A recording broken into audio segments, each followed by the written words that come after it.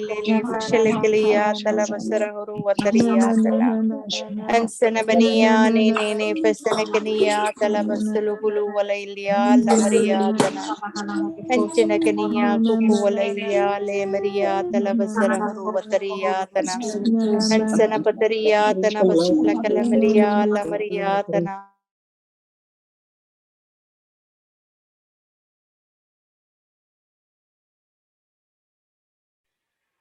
Good morning.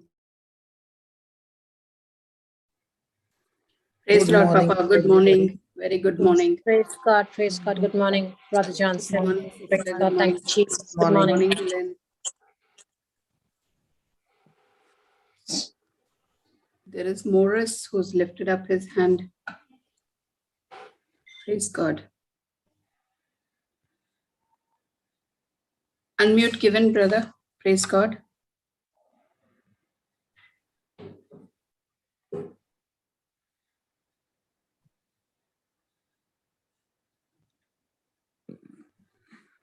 Praise the Lord. Brother Morris. Yes, sir.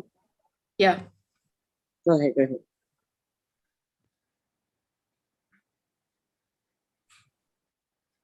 He had lifted up his hand now. Gave him unmute.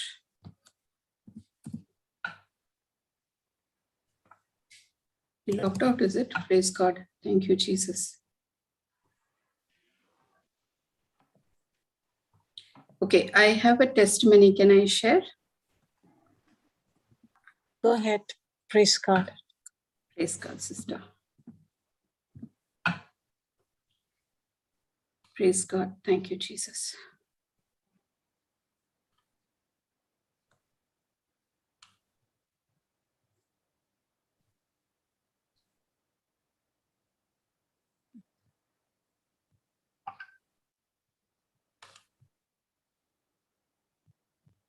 Praise the Lord, brothers and sisters.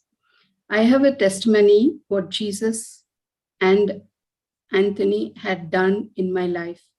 Before my husband was going to work abroad, we were staying in a rented house for many years and had faced financial challenges. I attended St. Anthony's Novena and prayed for my own house to Jesus and to go abroad with my husband. When I go to novenas on Tuesdays, I used to put along with my offerings in the box. I put my prayer request by writing on paper that my Lord Jesus Christ and St. Anthony will bless me with my own house. I trusted my Lord will provide and prayed to go abroad with my husband too. That too was made possible within 2 months. Recently, the Almighty God had answered my prayer. Just within 1 year, my husband came from abroad, and when he returned, I and my daughter joined him. Living there for 3 years, now I am back to my own country, and by the Lord's grace and mercy, which endures forever, I had bought a beautiful house. Philippians 4:19 manifested in my life. My Lord shall supply all my needs according to his riches and glory in Christ Jesus. I thank you, St. Anthony. Thank you, Mother Mary. Thank you, Jesus. Thank you all guardian angels. All glory to God. Thank you, JCILM. Praise God. This is a sister from Qatar, and she bought a beautiful house in Goa. Praise God. Thank you, Jesus.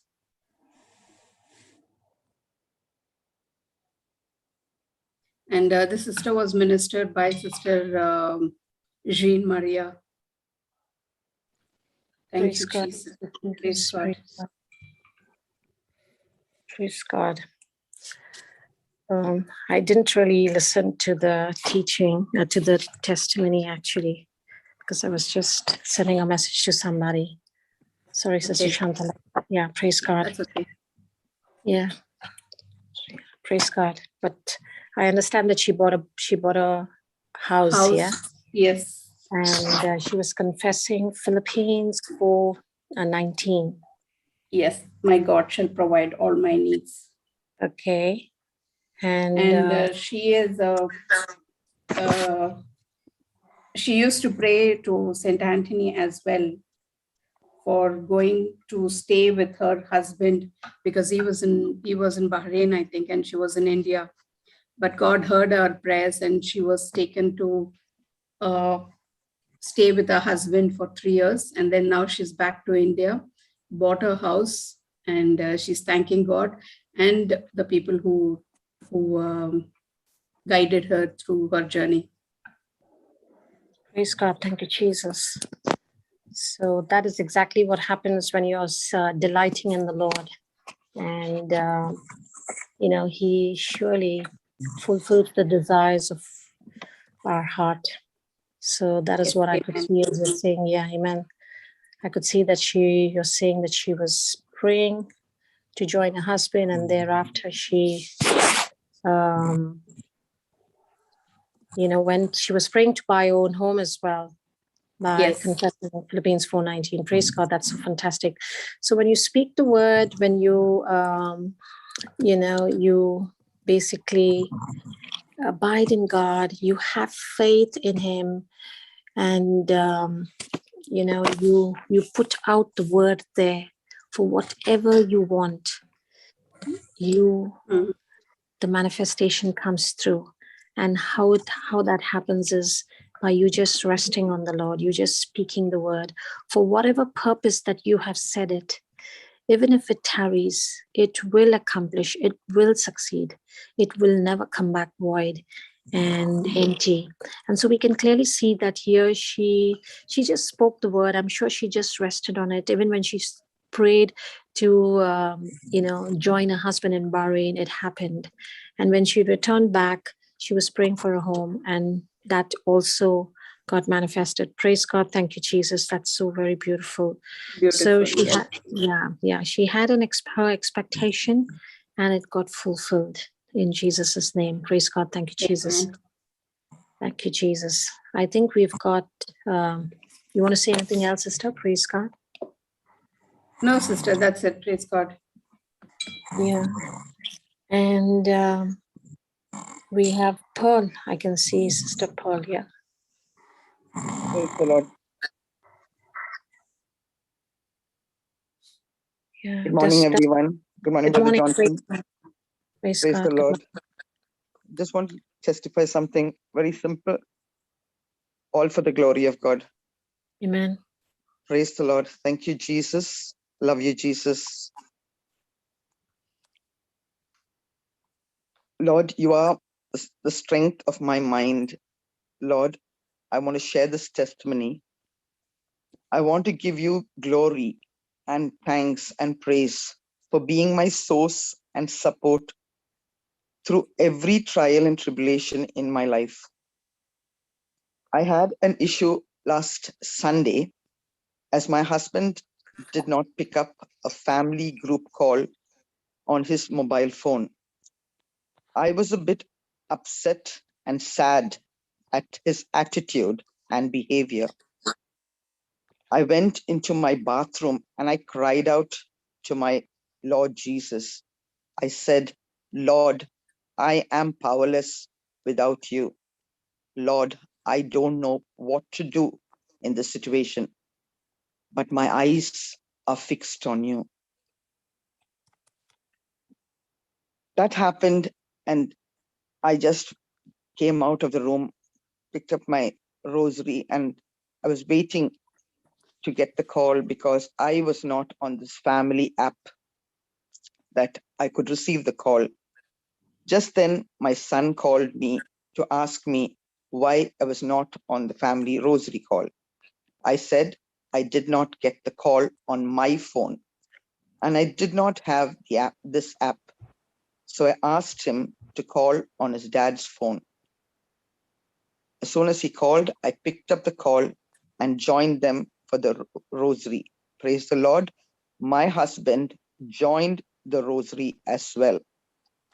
Normally, I would have asked him, why are you behaving like this? What is wrong with you? But since I have been listening to the teachings of JCILM,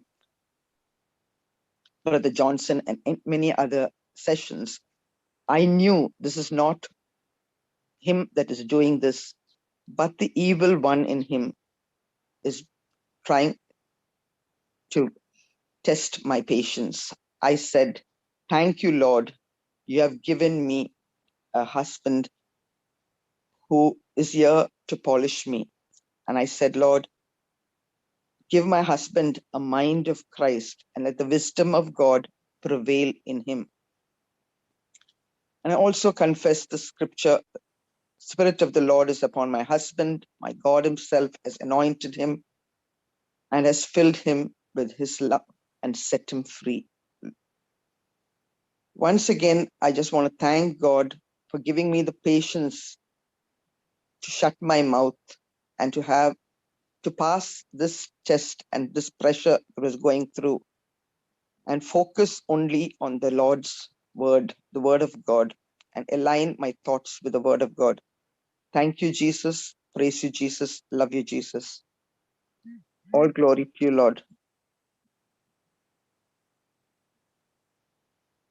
Praise God.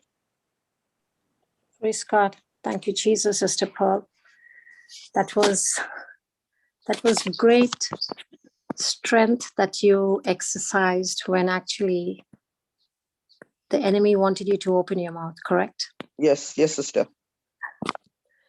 And we also, want- yes, go praying ahead. in tongues has helped me to shut my mouth at many occasions. Praise God. So, what if you were not in the word? What would have been your response to something like this? I would have started trying to justify myself and try to ask him, why is he doing this? Keep on questioning him and try to make him understand that what he's doing is wrong. Okay. But instead, you decided to not say anything and just operate in love. Yes. Yeah, because that is the place where we get an opportunity to actually exercise true agape love. It's not Yes. by just speaking politely or speaking softly or speaking in a different tone when that is love, but it is when we are under pressure with a loved one, or when we are in a situation which otherwise will tell us to give back. Yes. That's what the world will tell us when we are in the flesh, correct? Correct. That you would have thought, I am right, I am on the right side, I'm doing the right thing. He's the one who's wrong. Yes. So he's the one who has to behave. He's the one who has to say sorry to me. Yes. But instead, you took it on yourself and you continue to just operate in silence. Yes. And I also said, I'm doing this only for God. I said, Jesus, you're living in him. That's why I'm doing this. I'm not saying anything to him. I didn't even wait for him to say sorry. And I said, even if he doesn't say sorry, I'm just going to operate in love. Praise God. And that's where you actually understood what is Ephesians 6:12, because it's not, we're not fighting flesh and blood, but, fighting the enemy that is in the person, the evil one that is operating and taking grip of the person. So, yeah, absolutely. So when you actually, I would think is, when I change my own attitude, I will change the world around me. Is that what happened, sister? Yes. Also, that's exactly what happened. And also, I was, as soon as this situation arose, we had the women's session, and I joined that. And there was a sister who mentioned we need to be a change. So I realized that I need to change. I need to be a better person, and I can't change him. Okay. So what is, like, for example, somebody who's not in the word, okay, and is listening to you just now and saying, wow, I'm going to do the same. Do you think they would be able to sustain the attitude that you have in this situation for long? No, unless you're in the word. Okay, go ahead. Possible. Tell us about that. Yeah, because you need to be aligned with the word of God. Okay, and what does that mean by being aligned with the word of God? You need I mean, to, tell us how you have achieved it. How was it that, because see, we will continue to going into trials and tribulations. It's never going to end until we all close our eyes, correct? yes. Yes. So for somebody to actually stay in this thing, because this thing happens on a daily basis Yes. in our homes, in the situations with our office, and aligning yourself with the word of God, how would you, master that? Confessing scriptures, like saying the one that is in me is greater than the one that is in the world. I can do all things through Christ who strengthens me. Lord, you are the strength of my life. You are my refuge. You are my fortress. I use the white book. I confess worry and fear daily. I confess wisdom and guidance. And I confess who I am. I am a child of God. I am his beloved. I am the daughter of the Most High God. So nothing can come against me. And I am strong in my faith because God is dwelling in my heart. I keep confessing this most of the time, sister. Very good. Praise God, sister. And what about the teachings? These are the confessions, correct? But Yes. somebody, you I listen definitely to have, yeah. I Go listen ahead. to Tell us about it. I listen to the teachings during when I'm at work. I have my ears plugged in with the teachings, and I sometimes just note down the scriptures, and I come home and try and write them down. And since of late, I've started chewing on a scripture every day. Started the God's promises. God. Very good. That's from the white book, correct? From the white book. I started every day, and also I've got another lady who is having anxiety and had depression problems. I call her up, and we together have started taking 5 scriptures, and like a homework, we do it. We confess it every day. That she does it on her own, I do it on my own. And then when we talk to each other, we talk about it. Asking whether we've learned it, whether we remember it. And then if I get any good scripture during the talk, I tell her that, and then we learn that one. Yeah. But sometimes, sister, I even though I read it 10 times, I say it 10 times, I just completely go into a blank mode, and I say, Holy Spirit, I do not know what it is. I want to remember the scripture. For example, yesterday I was learning Psalm 18:35, and then when I was talking to my friend, I couldn't get it. I said, thank you, Jesus. You are this. You are. Then I got stuck. I said, Holy Spirit, I want to know this. I want to remember it. Then it came to my mind. You are my strength and my shield. You are my strength and my shield. Your right hand sustains me. You stoop down to make me great. That at one point, sometimes you can't remember, but as soon as you ask Holy Spirit brings things to your remembrance. Amen. Thank you, Jesus. That's And John 14:26. Yeah. I'm trying every day to chew on one scripture. Okay. And when you say chew on one scripture, are you paying attention to it? What is your process that you use for somebody I write that on my desk, and every time, like in between, I'll just read it. I'll try to understand it more.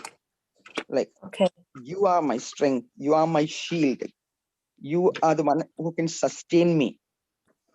I can tell you are the one who can hold me. You can do one in my troubles. You can sustain me. You are my shield and victory today. And you stoop down and you lift me up. Like, I just go into that word and understand it and say, yes, Lord, you are everything to me.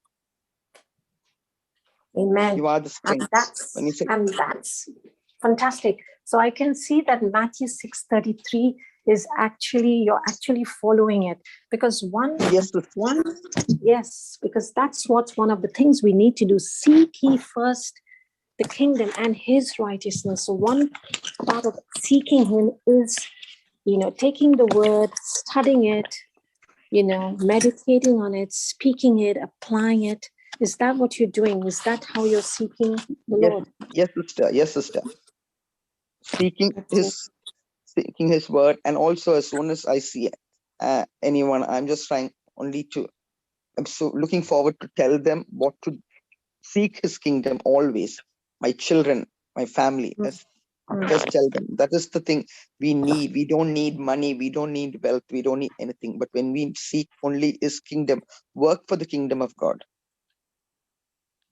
Okay. Even And have you working, seen, so you have been doing the first part, you're seeking him and his righteousness, seeking the kingdom. Have you encountered, after doing that, have you encountered the second part of the seek ye first of Matthew 6:33? yes, sister. Go ahead, tell us about it.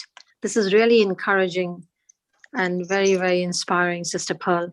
Yeah, because I keep seeking his kingdom, all things are being added unto me, in the sense where, for me, even when I had the job, we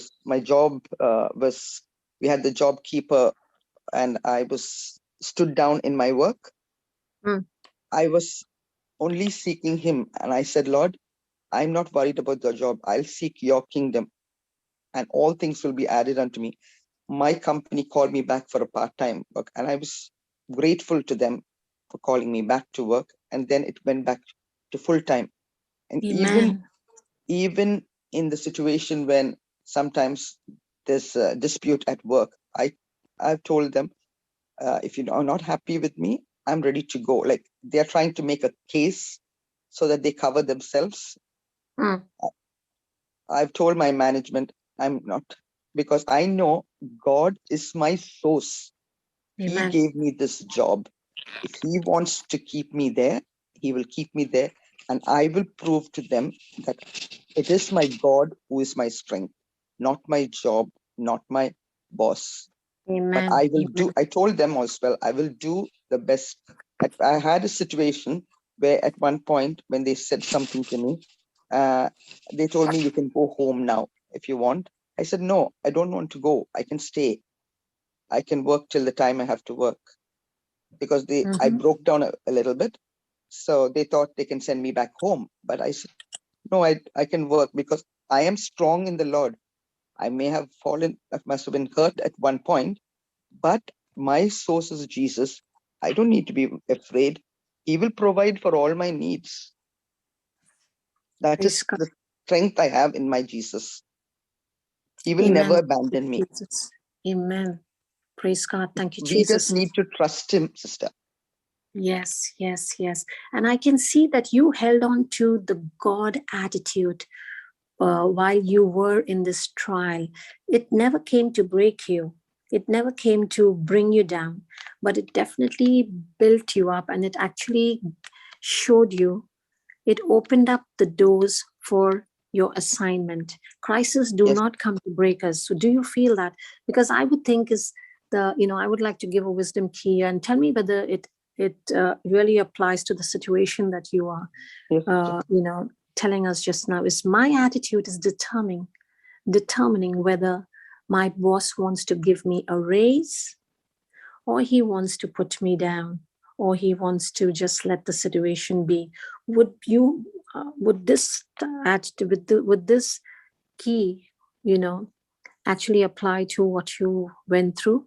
Yes, was that attitude that godly attitude that you held on to? Yes, I held on to the godly attitude. I could have, even in the situation, I could have just told him I'm ready to go, in the sense, leave and go. And I could have just resigned and come home. Because you are on the right, actually. Yeah, but what I decided was, I need to be there to be polished. If I've made a mistake, yes, I made a mistake.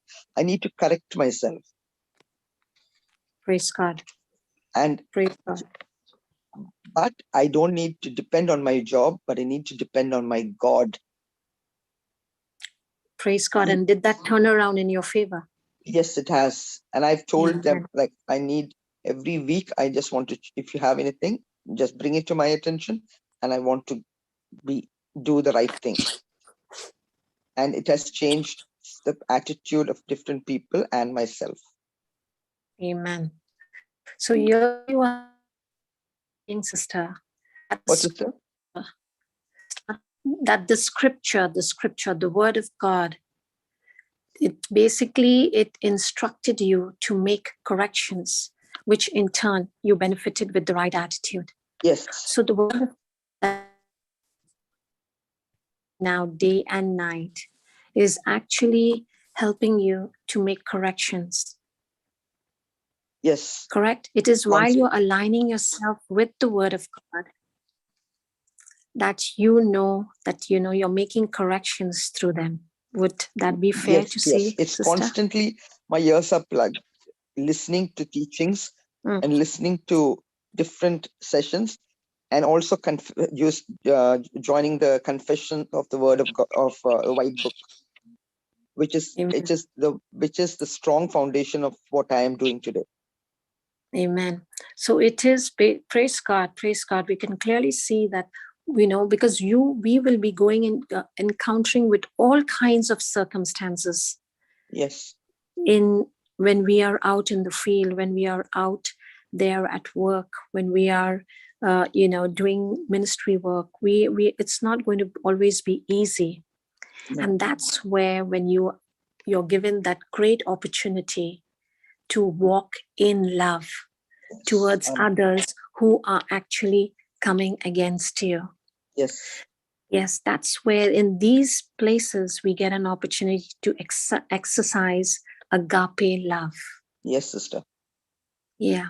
That is why I said, if I don't work, I cannot exercise agape love at my workplace.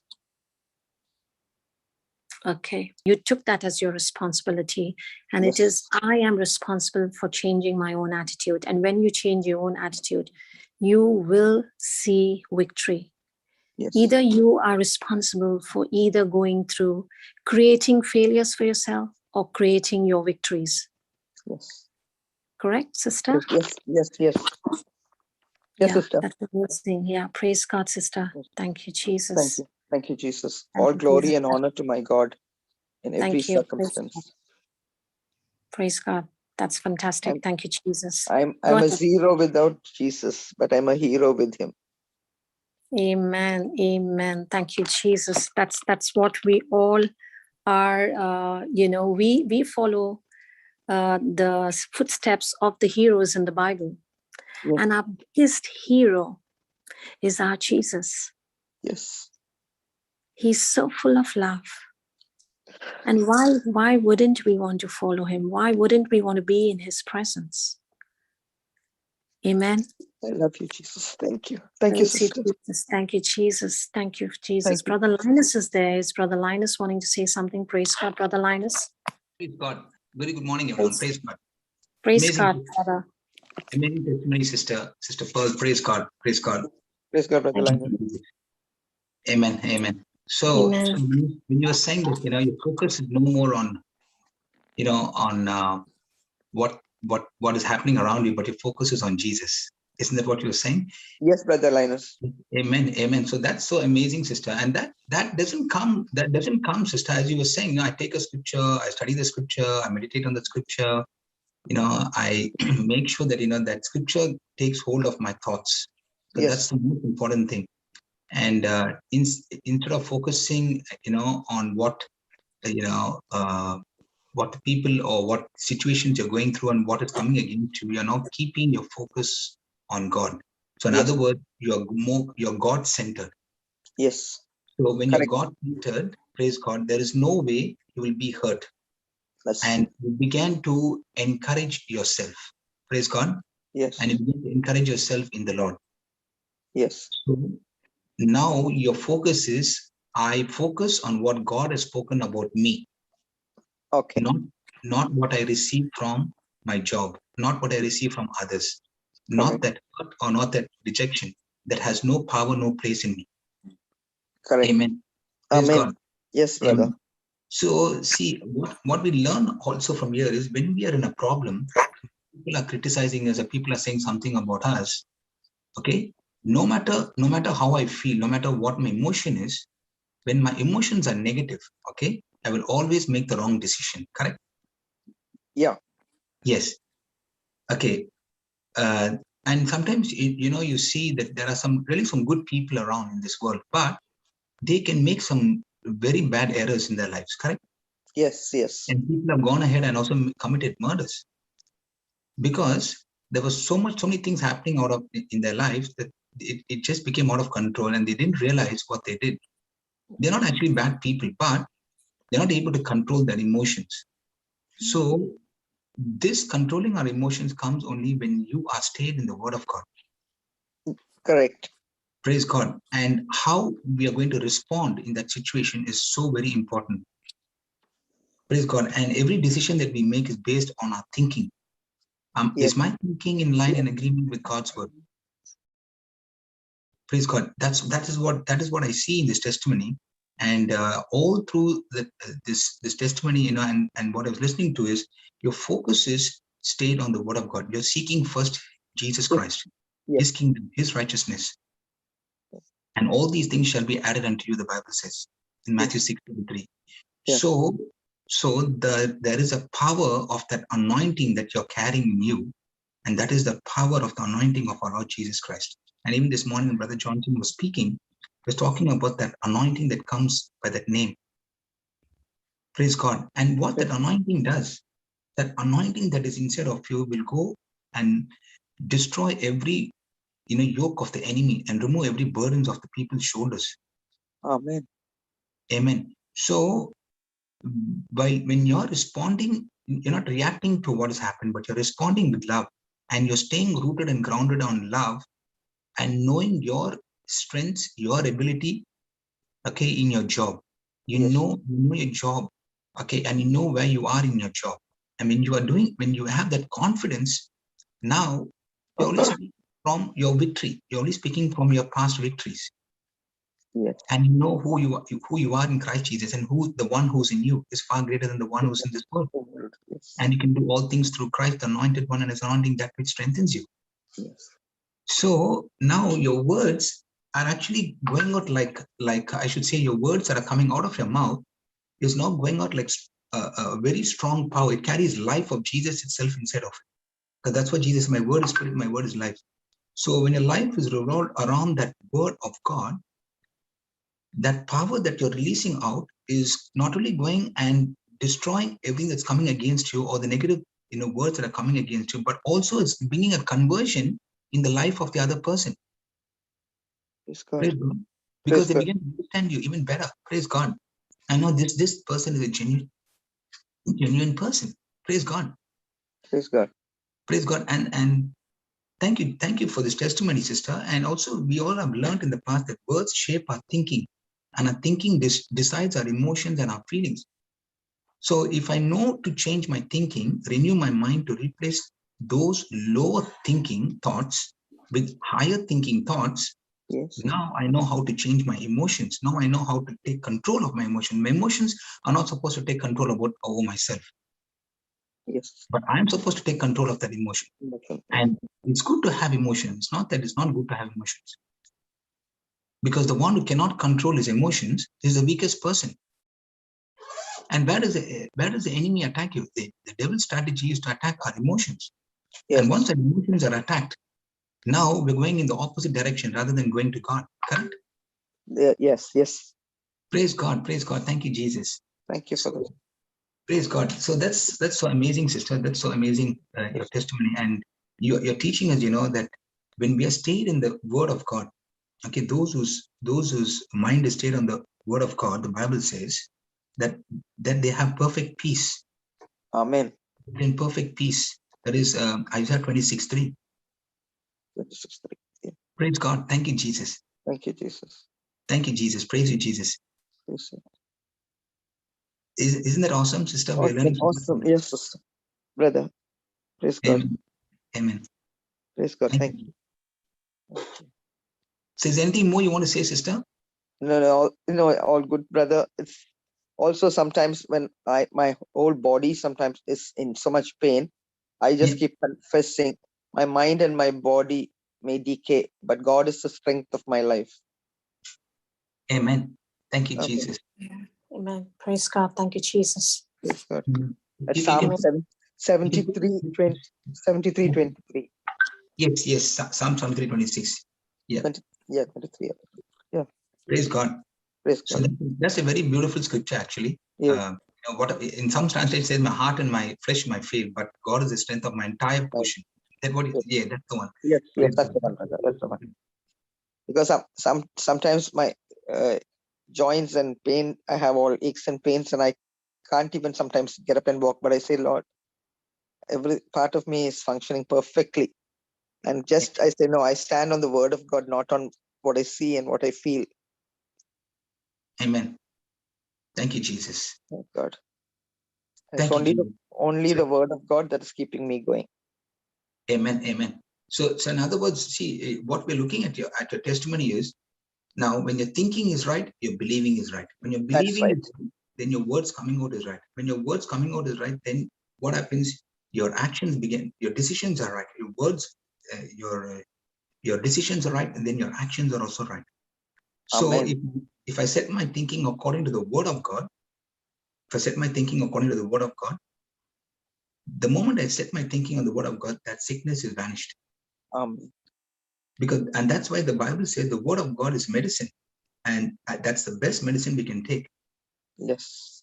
And it's not like, the doctor gives you a medication, you take that prescription, and if you overdose it, it might have side effects, it might even kill you. Yes. Correct. Correct. But the word of God, when you take that word of God and keep meditating on it, keep feeding your spirit with that spiritual food, and the more and more you take it in overdose, it's not going to have any side effects. Yes. Praise God.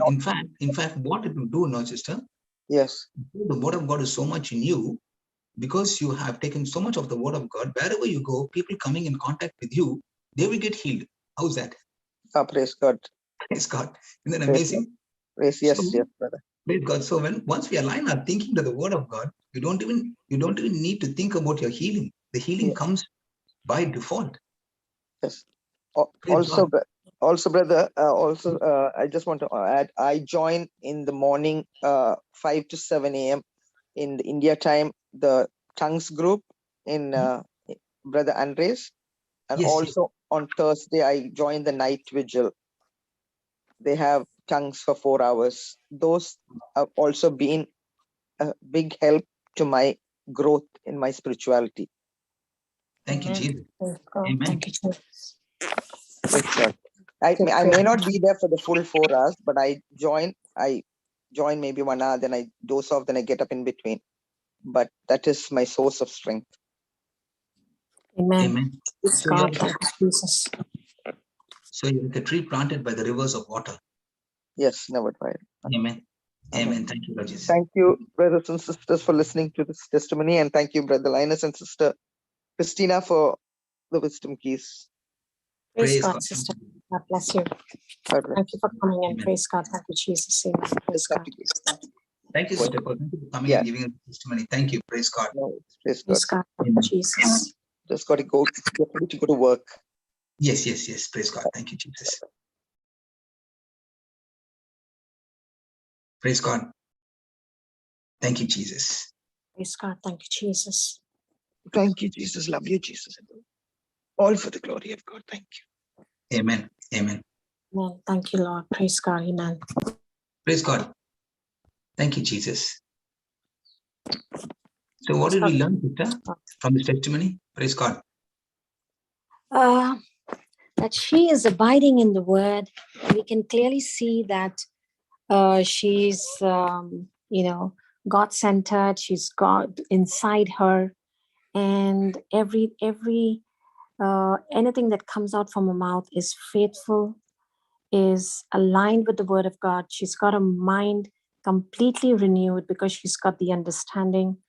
And what I liked about her is, that she faced with a couple of situations at home, with her husband. But now you can clearly see that she knows, who she is. She knows how she's supposed to act, and that love in her is come alive, and that is that true love of agape, which is, it puts you into that's where you get an opportunity to exercise and to sort of get stronger when you're trying to operate in agape love, because it's you cannot actually exercise, or you cannot get stronger and in agape love is unless you are in difficult waters, in difficult situations, and most often it's within your either your office, your home, because that's where you got to die to self. So Amen. I see that, praise God, amen. I've seen that she had to exercise that with her husband, and when she had a situation in the office, she is that abiding in the word, that chewing on the word, that everything that she's doing now is being aligned because she's in the word of God. And clearly, as you rightly said, brother, that when you have the right thinking, your actions, and thereafter everything is is all right. Praise Amen. God. Thank you for this. Amen. Yeah. I would say when you get angry with the devil,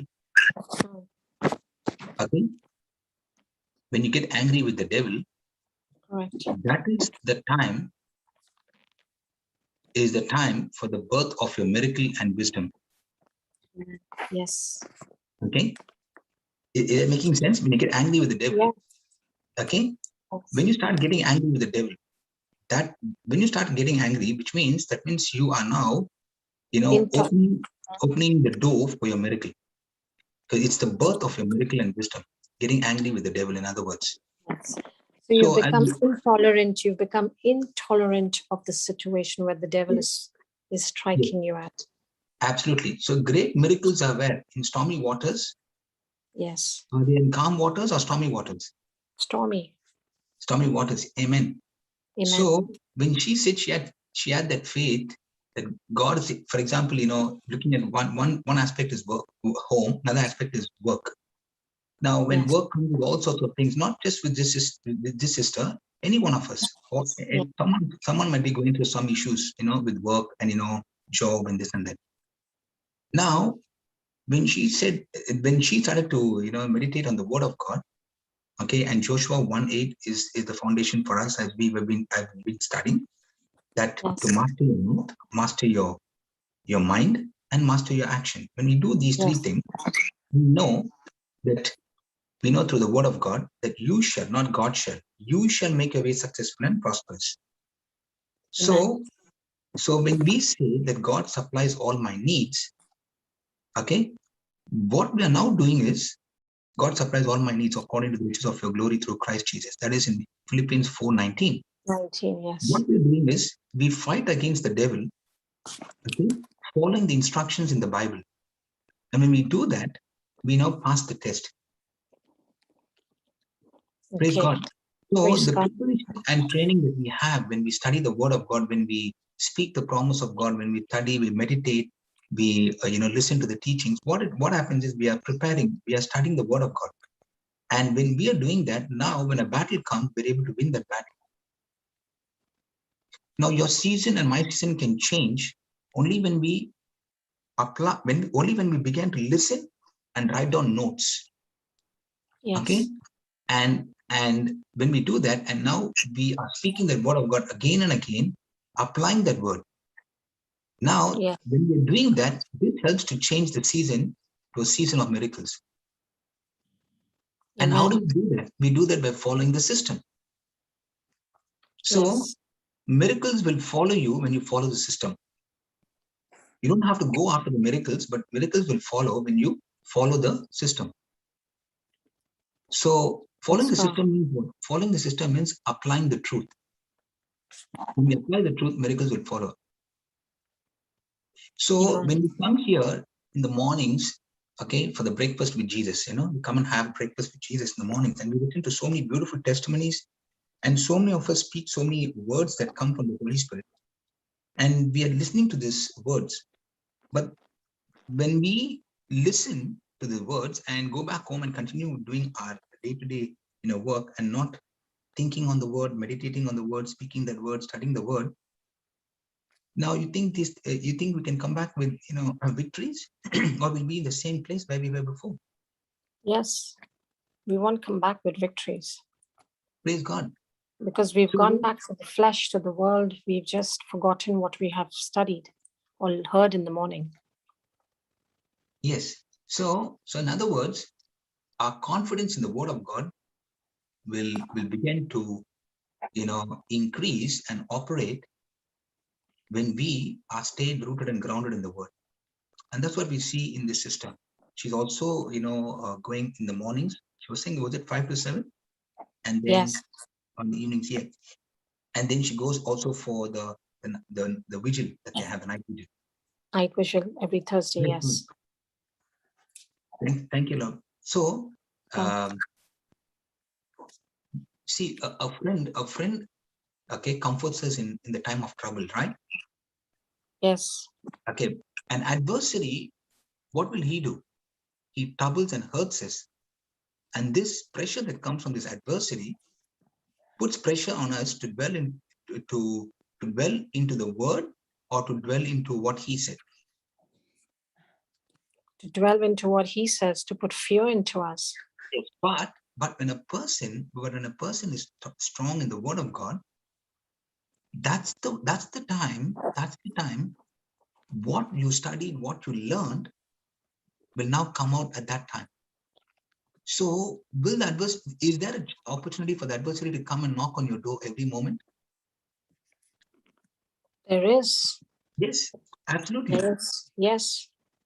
Praise God. But because we've been meditating on the Word, studying the Word, practicing what the Word says and operating in agape love, what happens? It is changing us from the inside out. Yes. And we're talking about being God inside minded. Remember that? Yes. Yes. Praise God. So Praise God. without pressure, there is no test and testimony. How's that? That's a googly yes. Praise God, brother. So without pressure, there's no test, there's no testimony. Yes. Amen. So what does the trial do? The trial actually gives us an opportunity for a person, okay, having the anointing upon him to become a champion on how to heal ourselves and heal others. So Amen. in other words, a trial gives us an opportunity, okay, for the anointing that is inside of us to become a champion and how to heal ourselves and heal others. Is that making sense? Yes, it's a wisdom key. You've just given us a wisdom key. Praise God. Praise God. The trial gives us an opportunity for the Yes. anointing inside of us. Yes. Okay, inside of us. I'm just writing it down actually. Yes. Or trial, tribulations, adversity, you can call it anything. Yeah. Yes, yes. Yes. Yes. Praise God, brother. Thank you, Jesus. Thank you, Jesus. So God's assignment for us, okay, in a particular area. Okay, see now, each and every one of us, as we are studying the Word and as we're stepping out, there is one particular area of your strength. Okay, there might be a person who's actually good at, a particular sickness, where the person has got 100% results in that area. Or a person actually is able to speak and give the Word of God in such a way that, the person, what I like about, Brother Johnson was explaining this, I think it was yesterday in the morning. It was so beautiful the way he was explaining. And he was saying about how when the Word of God is preached, okay, if you remember that incident, where, was it called Solomon's Porch? Where there was a lame person who actually, that's the Pool of Bethesda. Is that the one? Pool of Bethesda? Yeah, Pool of Bethesda, where the angel comes and stirs the pool. Yeah. Yeah. Yes. See, from what I heard, I remember that at the time when the angel came and stirred up that water, okay? Yes. There were a lot of people who were waiting for the healing. But at the time when the angel came and stirred up, and all those who quickly jumped into that pool, the time when the stirring took place, what happened? They now received the healing. The healing. Yes. So if a person wants to be, okay, let me put it this way.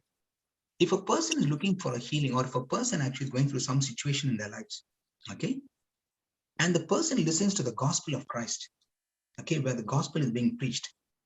As the gospel is being preached, what happens? There is a stirring in that's taking place inside of them. Yes. As the gospel is being preached. Now, this stirring that is taking place inside of them, they quickly respond to the gospel. The moment they respond to the gospel, what happens is the healing or the deliverance or the conversion takes place at that moment. So what they do is they activate their faith in what has been spoken. And they said, yes, I believe that Jesus is the Son of God. I believe that, I confess with me that Jesus Christ is Lord, and believe in my heart that God raised him from the dead. The moment they do that, they are healed, they are saved, they're delivered. Amen. You see that response? That response comes the moment the response comes. Okay, and that is a stirring that we come here in the mornings and we listen. And that's that stirring. I believe that stirring is also that anointing that's being released when you are actually responding to the gospel in such a way that your spirit is now willing, or your spirit is now, your spirit, soul, and body are now fully, okay, I would say, how do I put it? Your entire being is actually, so focused, and you accept the gospel, and that comes by faith. Praise God. Praise God. So what happens now? Now you are in that anointing. Now you have received that anointing, and now for you to continue in that anointing, you need to be stayed in that word, stayed in the word of God. You need to continue in the word. That's what Jesus says in John 8:30-32. If you continue in my word, he doesn't say, once you have received it and that's it. No, he doesn't say that. The word continued. Yes, absolutely. Yes. Praise God. Praise God. So that's a very, very important word that Jesus uses to continue in his word. And when we continue in his word, we are stayed on the word, we are stayed on him. So in other words, when we follow what Jesus is saying, when we follow what he's saying, and be obedient to his word, now every act of obedience reduces our kilometers to meters. Wow. Say that again. Praise God. So every act of obedience, okay, reduces our kilometers to meters. Amen. Praise God. So in other words, then what happens is, the more sensitive I become to the promptings of the Holy Spirit, the shorter the distance to the manifestation of signs, wonders, and miracles in my life. Amen. Amen. Praise God. So the key here is, when that person is listening to the gospel, the person agrees to the word of God. So what does God do? From our side, it is our faith in that word, Yes. our response to God's word. Our response to God's word is our faith. But what does God do from his side? He cherishes that act of faith and brings forth the miracle. Amen. Because he's a respecter of faith. Yes. Amen. Because now we are agreeing to his word, we're submitting to his word, okay? And we're doing his word, and that pleases God. Amen? Amen. Amen. Praise God. Praise God. Thank you, Jesus. Yes. So when we agree to the word of God, no one is watching us yet, but God is. See, when we agree to the word of God, right, in every situation, and when no one is watching us, whether no one is watching us or whether anyone is watching us, we know that God is watching us, right? Yes. Amen. Yes. Yes. So they're agreeing to the word of God at all times, not just, when I come in the morning. Correct? Correct. So a photograph of that agreement to the word of God is taken as a picture. Okay? Yes. So just as, in the social media or, in Facebook, we put a picture. Now they have FaceTime. Okay? And constantly they keep putting, these pictures. Yes. Okay, just like how you put a picture on social media, or on FaceTime, or Facebook, or whatever, and everything. Okay, so also is this vision, okay, of us, okay, that we have taken a photograph of our agreement to the Word of God. When we are studying and meditating the Word of God, we take a photograph of our agreement with the Word of God. Praise Okay, God. praise So God. when we have taken that, see, what happens is when you're going to minister to somebody, or when a situation comes, immediately what comes in your mind? What is God saying in the situation? What is the Yes. promise of God? Correct? Yes, So that correct. promise of God is how did it come in your mind? Because when you are studying, when you're actually studying the Word, you're agreeing to the Word of God, you're applying that Word of God, you're practicing that Word of God. I mean, you're doing that. What happens is it's like a photograph that you've already taken and kept it in your mind. Like Yes. I said to you, when you're sending pictures to others, you made a photograph in your mind on the Word. Yes. So that is, you've made a visual. You start to imagine, Yes. based on the word that you are speaking or going to give to somebody who you're ministering to. Yes. So in other words, yes, absolutely. In other words, the agreement to the Word of God. Yes, to the Word of God. Correct. The Word of God is a photograph taken as a picture to cherish my faith. Praise God, brother. Praise God. Praise Thank you, God. Jesus. Thank you, Jesus. These are great wisdom keys you're coming up with. Amen. And so whenever a person would be falsely accused, okay, it is a sign, it is a proof that the devil knows that you are a threat to the kingdom of God. Amen. So true. Yeah.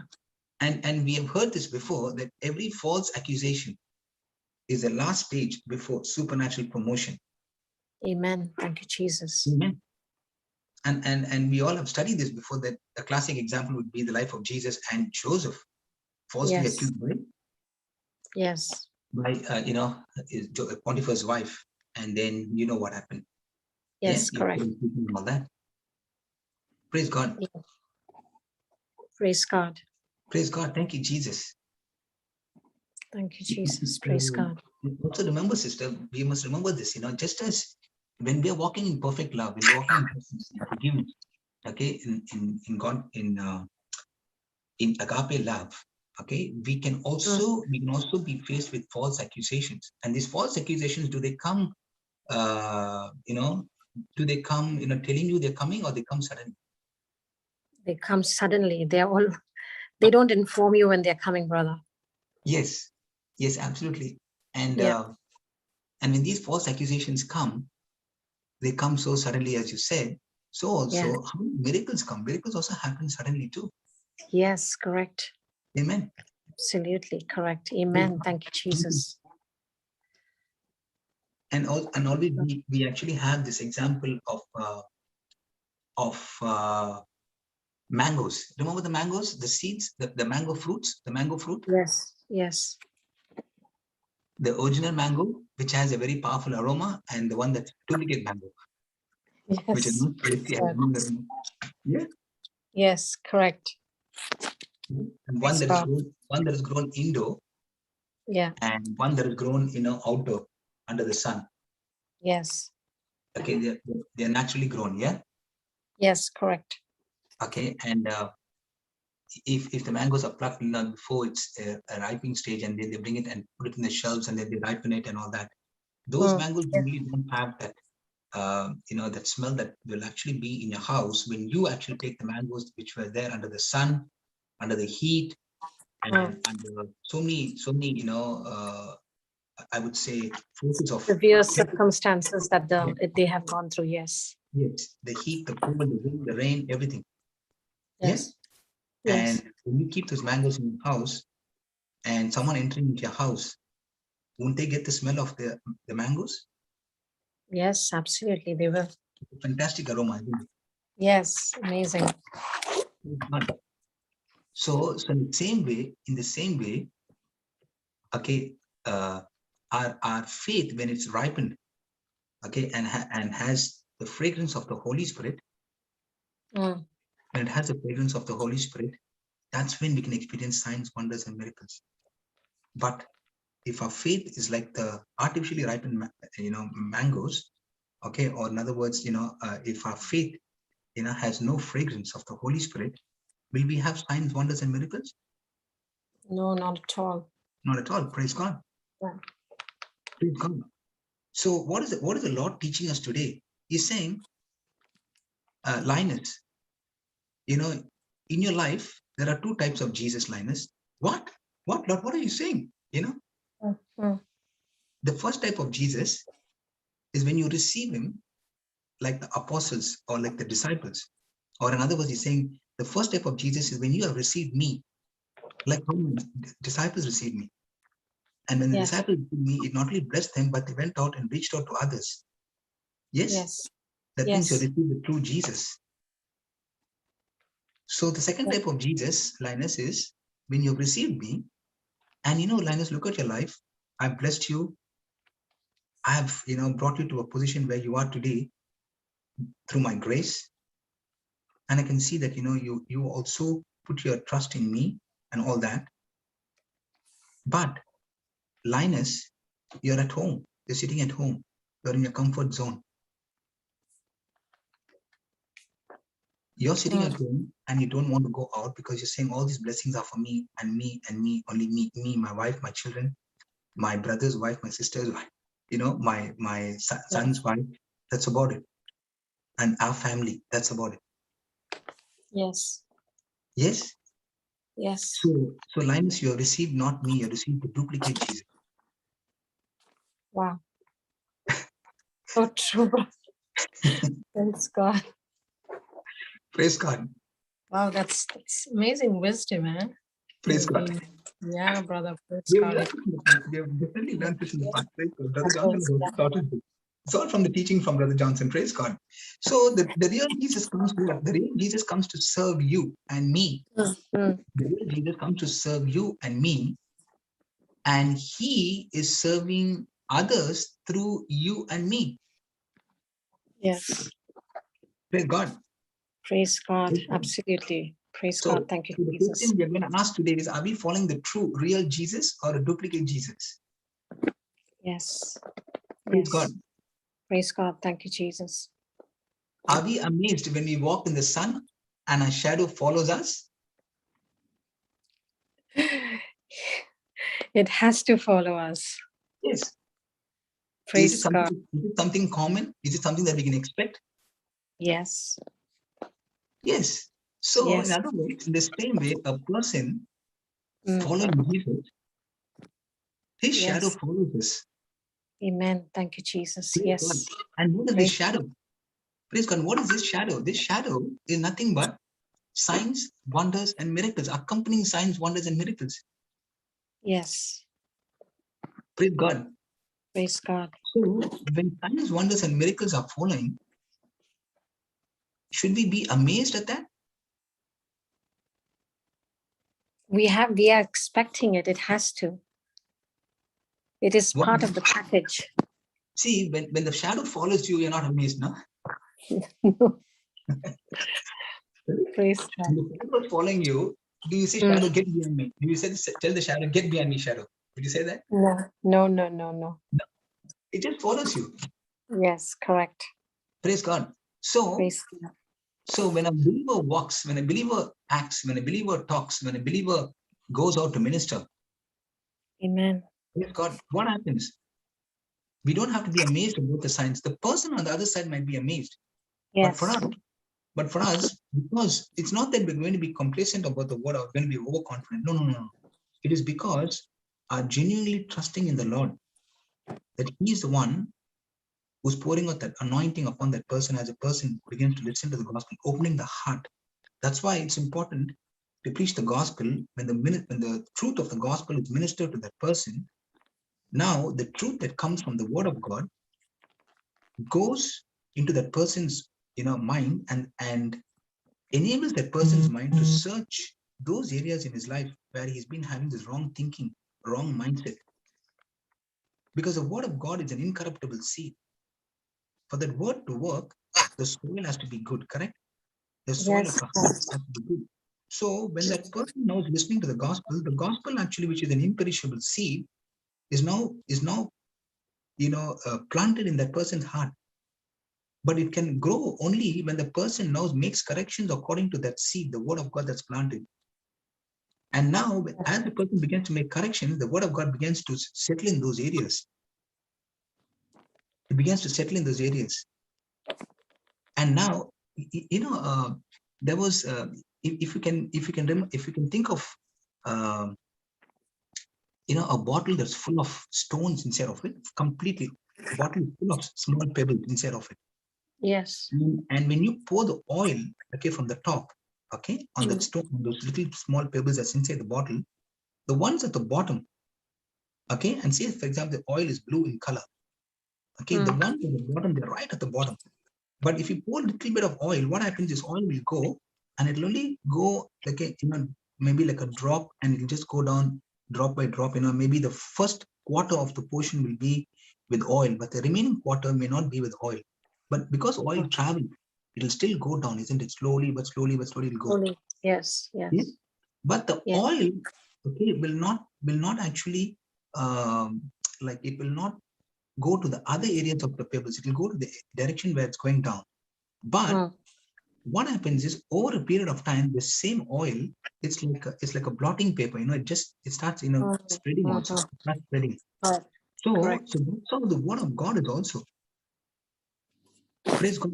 So when you allow the word of God, the anointing to get into your life, into my life, slowly that anointing, okay, and as we study it more and more and more, the oil that's going inside of that bottle, how it goes down and goes right to the bottom of the bottle, and finally at the end of the bottle, you see, there's a small level of oil at the bottom, and that's what happens when we continuously speak the word of God and practice and stay rooted and grounded in the word. That's how our life is getting transformed. Amen. Thank you, Jesus. Praise God. Thank you, Jesus. Praise you, Jesus. So once we know the truth, the light will follow and darkness will have to leave. So now, as the anointing, just like how the oil is poured into the jar of bottle which has small pebbles inside, and the entire all the pebbles now are completely soaked in that oil.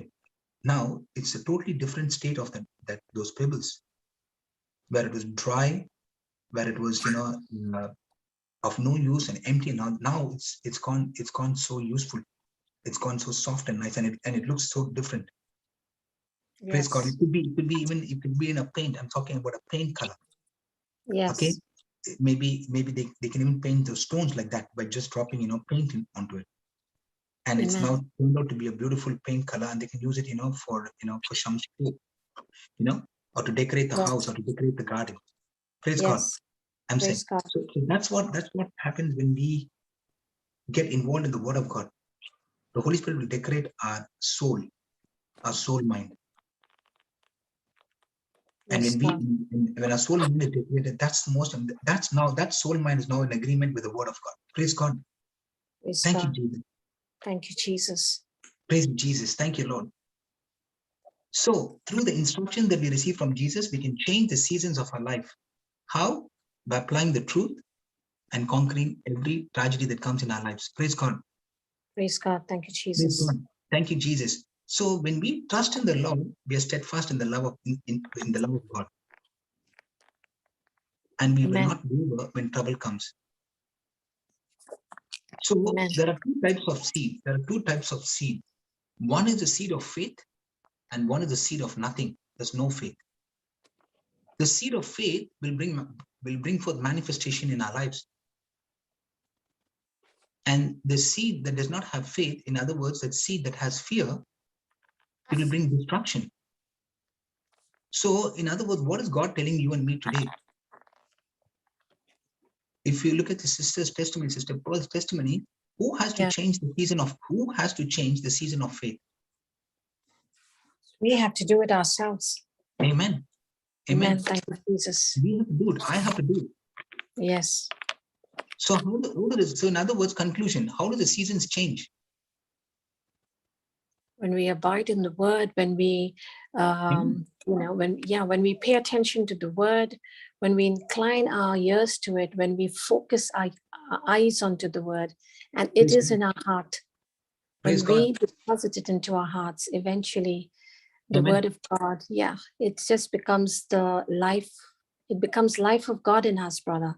And Amen. we will see the healing, we will see the deliverance, we will see the prosperity for whatever purpose that we are, in the word. We will see the manifestation because we'll start actually staying in the supernatural. Praise God. Praise God. So praise God. Amen, sister. So Amen. a season change by applying the truth. The truth, yes. The truth. And that is John 8:30-32. Praise God. Praise God. John Praise 8:30-32. Praise God. That's the answer. That's how the seasons can change. Continuing the word of God. Staying rooted and believing in that word day and night. Yes. Mastering your mouth. Mastering your mind. Mastering your method. Praise God. Absolutely. Faith God. Praise God, brother. Thank you, Jesus. Thank you, Lord. See, in 8:31, it says, if you continue in my word. So if a person is saying, brother, I'm having a broken relationship, I'm having these problems happening in my life, it's all going back to the emotions. So the first point to overcome a broken relationship is to stop focusing on the broken relationship, continue to do, okay? Yes. Continue to do, or in other words,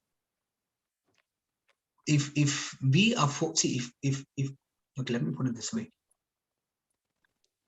So if we are focusing on the broken relationship, let's put it this way. If I'm focusing on the broken relationship, what does it do? It will only prevent us from using our energy and our emotions in healthy ways. Wow. Yes. So true. Isn't it? Yes, absolutely, brother. So the first one is stop focusing on the broken relationship. Stop focusing on the broken relationship. Yes. Yes. Because see, what is the consequence of focusing on the broken relationship? The consequence. Okay, it will only trap us and put us in the past. Yes. What it will do? It will trap us. It will not allow us to move forward. And what it will do? It will cause us to miss the beauty and the potential of our present and our future. Amen. Amen. Praise God. Thank you. Praise God. Praise God. So the first point is stop focusing on the broken relationship. Praise God. Thank you, Jesus. Praise God. Thank you, Jesus. Praise God. And also the second consequence is of you focusing on the broken relationship, or me focusing on the broken relationship, is what will this focusing on this hurts, focusing on this rejections, or focusing on this this relationship that is actually not right, and all those things, those thoughts. Okay, your bitterness, your hatred, your worry, your doubt, and your unforgiveness and everything. What does it? What is the consequence of all that?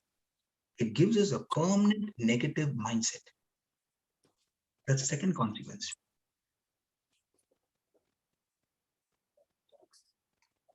Correct. So true. So the Bible says, if you live according to the flesh, you have set your minds according to the things of the flesh. But if you live according to the Spirit, you have set your minds according to the things of the Spirit.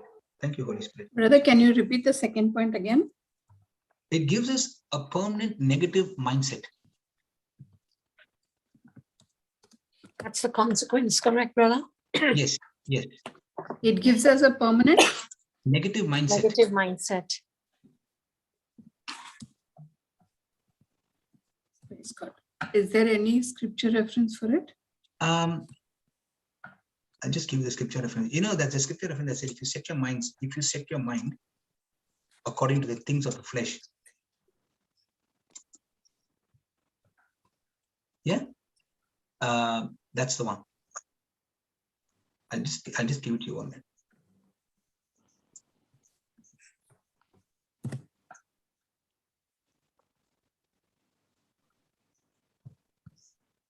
Just 1 second, huh?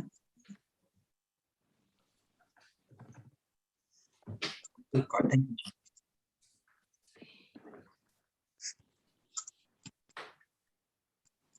Romans 8:5. Yeah. Is it Romans 8:5? Because if you set your mind according to the things of the flesh, then you will end up Those who live according to the flesh of their Yeah. minds, Yeah, that's set the on what the flesh desires, but those who Yeah. live in accordance with the Spirit have their minds set on what the Spirit desires. That's Yes. Romans 8:5. Yes, and keep reading, sister.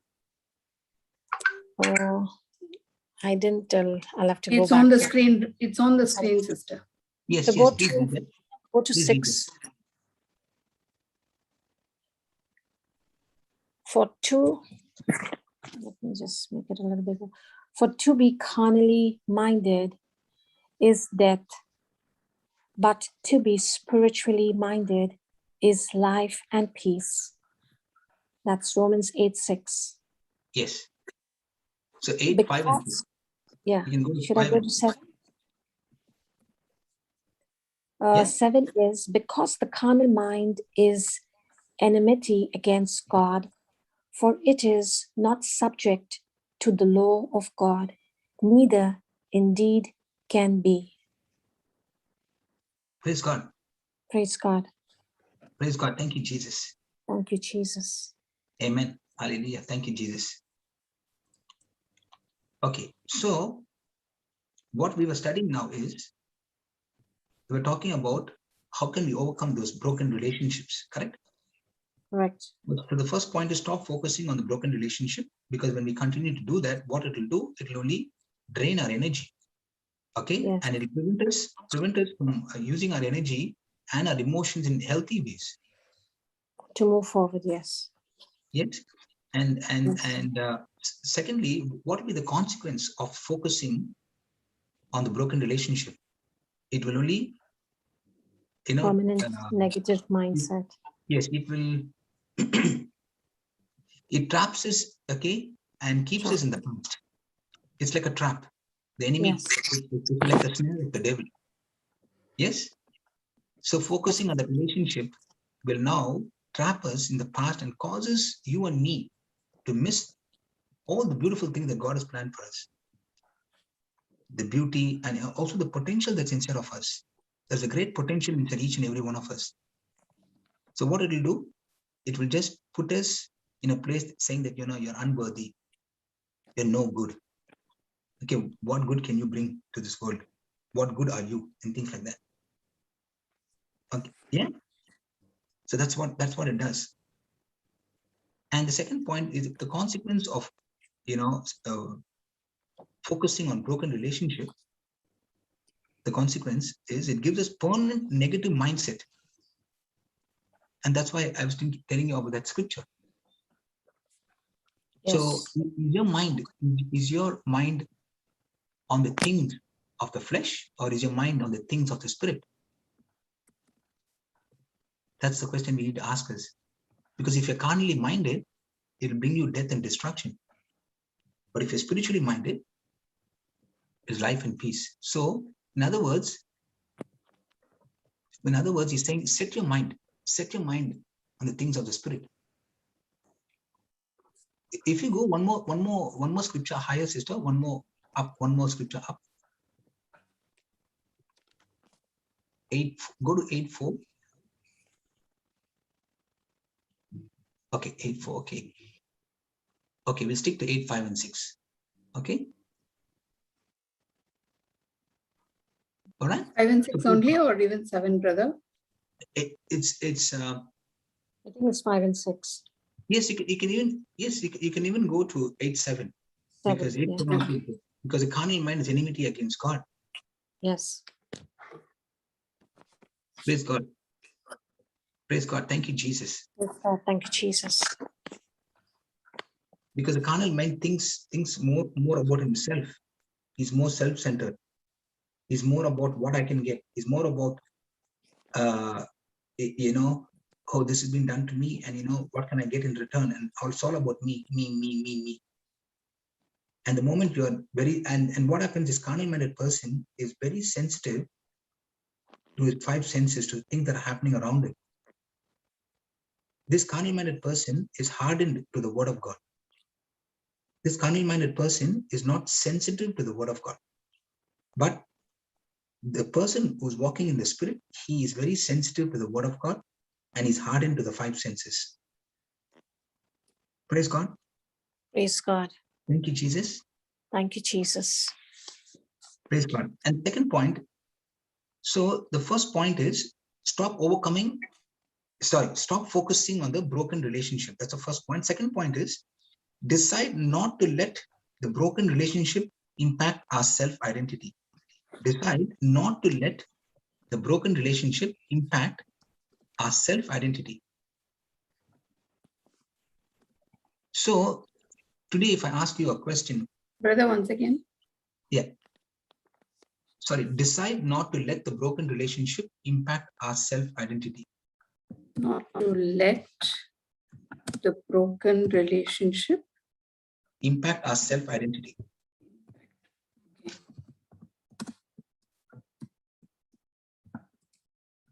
So the question is, this is the third point, right, brother? The second point. Because you said it gives us a permanent negative mindset. That is the second one. No? Okay. Or it's the continuation of the first one.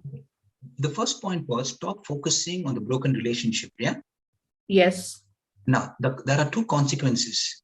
I've just given you only 2 consequences. There are many consequences, but I've just given you 2 consequences of focusing on the broken relationship. That's why he says stop focusing on the broken relationship. So the 2 consequences will be when I'm focusing on that broken relationship, on that negative relationship, what it does, the first point is the consequences, it will trap us in the past, take us back to the past. It causes us to miss everything that God has planned for us, all the beautiful things that God has planned for us. It can also put a block to my potential. Yeah, that's the first consequence. So okay. we can miss the beautiful thing that God has planned for us now and for the future. It can also take away, it can also block our potential of our present and also for the future. That's what the consequence is. The second consequence is it gives us a permanent negative mindset. And that's why I've given you the scripture. Romans 8:5-7. Yes. So what we set our minds causes our lives to be set on the same thing. So if you set your mind on the things of the spirit, or if you live according to the things of the spirit, now you set your mind there in that area.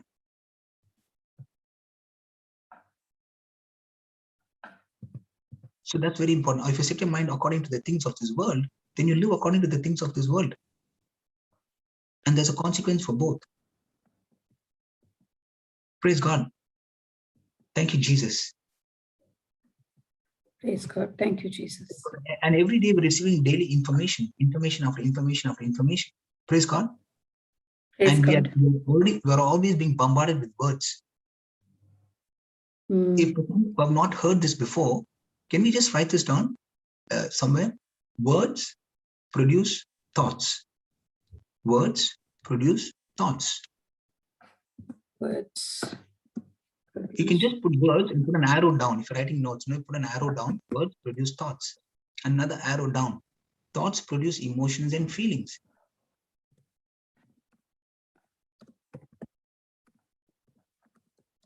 These emotions and feelings help us make decisions. Okay, so emotions and feelings, you can put an arrow down, say decisions. And the decisions help us take action. And the action that we take helps us form our habits. And our habits will lead us to our character. You can put an arrow and put character. And character leads us to what? To our destination. And our destination, you can put two lines, one on the left, one on the right. One on the left is worldly destination. One on the right is godly destination.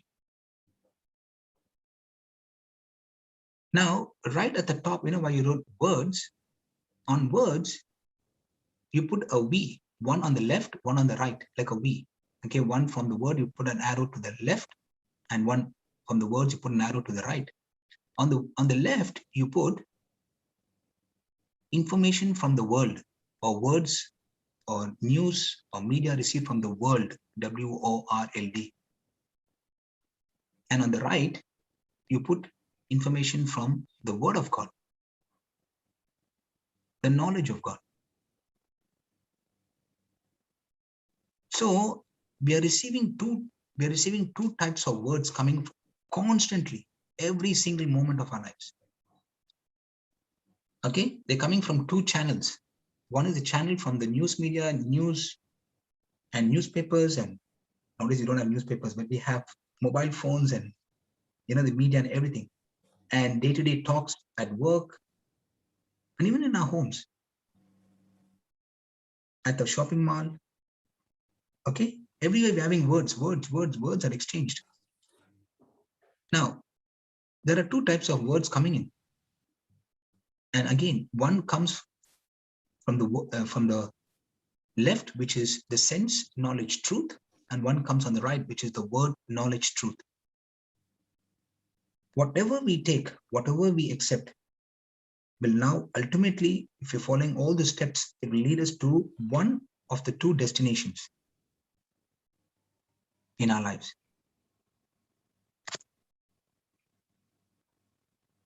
Praise God. Is it making sense, sister? Praise God. Yes, brother. Praise God. Thank you, Praise Jesus. God. Praise God. So we have to ask ourselves that question. Which word am I listening to? How is my life designed? My life is designed based on what knowledge? Knowledge that comes from the world, or knowledge that comes from the Word of God? Praise God. Praise God. Thank you, Jesus. Thank you, Jesus. Thank you, Jesus. There is the truth that comes from the facts. Okay? But there's another truth that comes from the Word of God. The truth that comes from the Word of God. We all know that facts are subject to change.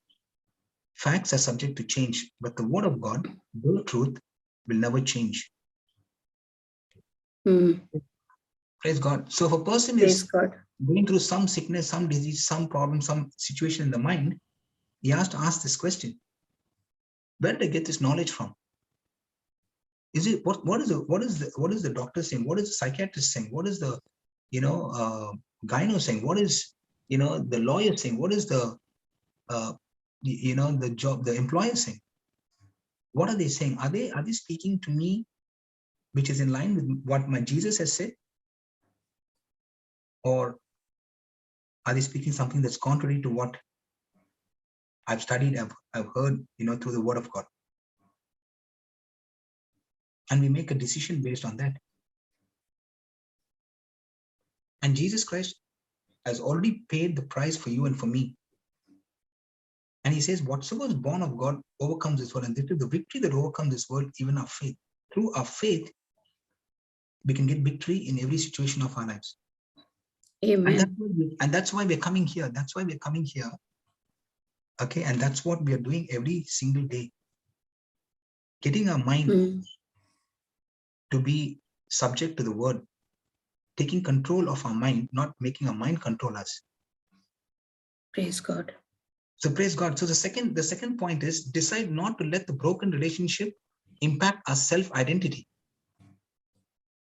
So in other words, he's saying our identity should not be determined by people or circumstances, but by our relationship with God.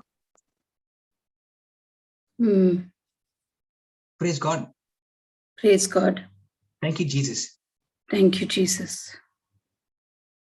So, in other words, you can write on, okay, the consequence of not letting the broken relationship impact our self-identity would be we not listening, or we not following the role model of Jesus. Praise God. Praise God.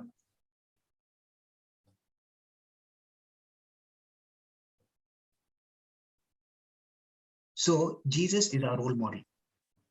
Only Jesus can fulfill, or only Jesus can fill that role of our self, of our identity, or of our self-worth. See, how do I put it? I cannot take Brother Johnson, for example. Okay. Mhm. Okay, I cannot take him to be my main source of my requirements in my life. Correct? Yes. Yes. I cannot depend on a man. Correct? Yes. So my self-worth should be based on someone who was gone on the cross, or someone who was been there and was paid the price in full, and he's coming and giving us, he's offering us his grace. So my self-worth will be based on the finished work of Jesus Christ on the cross of Calvary. So when I say self-worth, what I'm saying is, I'm not worthy, but him in me is making me worthy. Praise God. I'm not worth anything, but him in me is making me worth to work like a king, to reign as a king in Christ Jesus, to reign victorious in every area of my life. So let me put it this way. No single individual can be the main source of our self-worth. No single individual can be the main source of our self-worth. Only Jesus can fulfill that role. Amen? Amen. The second thing Amen. is, Praise God. the second consequence is when I said decide not to let the broken relationship impact our self-identity, what I'm saying here is the consequence would be whenever there is a warning, or whenever there is something that is coming as a warning, not warning, sorry, whenever there is some thing that has happened in a relationship, where it's beginning to become a little bit toxic. Okay. We must look at it immediately and never ignore the warning signs and the red flags. Okay, because if we ignore it, it will end up into a toxic relationship. Because if something has to be dealt, in other words, deal it now. Don't cover it up. Don't keep it, because what will happen is that brokenness will flare up sometime later. So so in other words, second point is, don't let that broken relationship impact our self-identity. That's the second point that I gave you. Do not let the broken relationship impact our self-identity.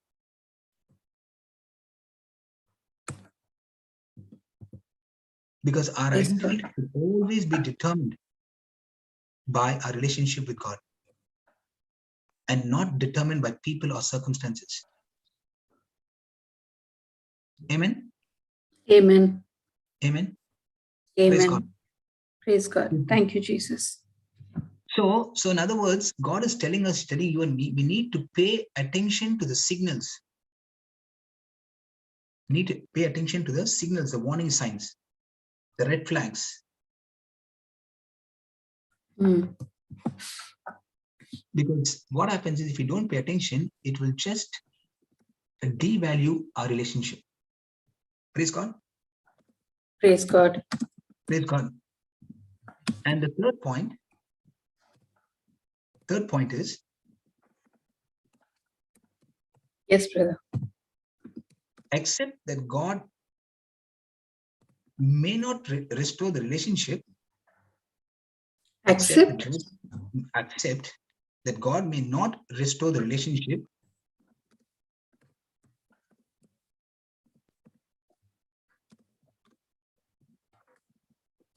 And that our self-efforts to fix it may not work.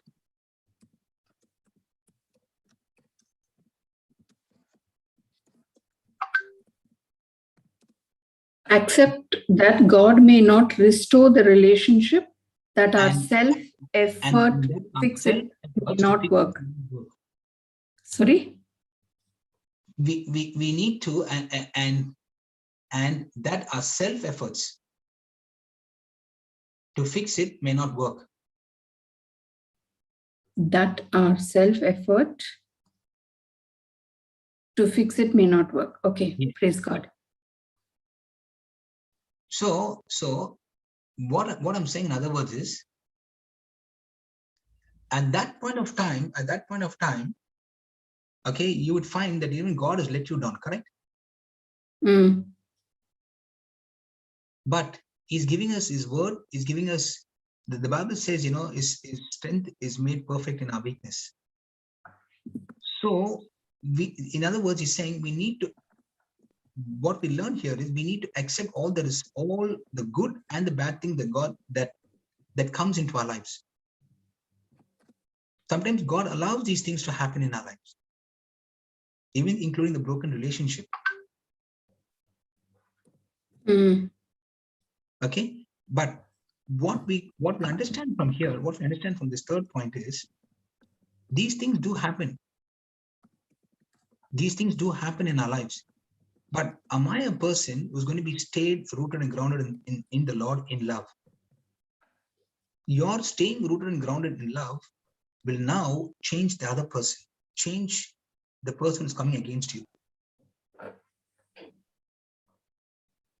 So you might be going through a season of difficulties, season where you're having all these issues happening in your life, and you seem like God Himself, has done nothing about it. No, God has already done it. Now it's for us. It's for us to start, working according to what He has said in His word. That is walking in agape love.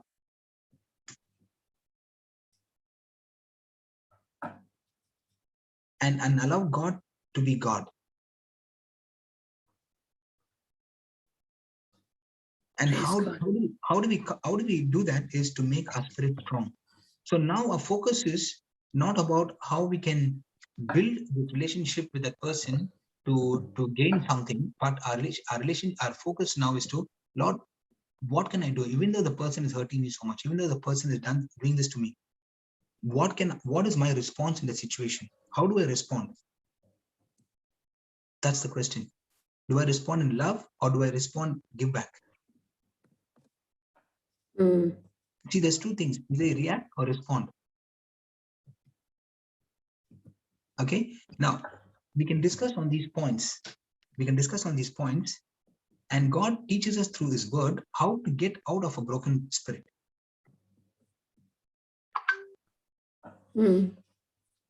See, the devil, remember, if a person's having a broken spirit, okay, because of all the things that are happening, the Bible tells us that we need to choose life and not death. That's a scripture in Deuteronomy 30:19.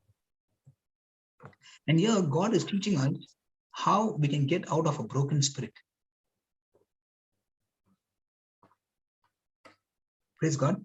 So, Praise God. when spirit is broken, okay, that's when we can fall into the trap of the enemy.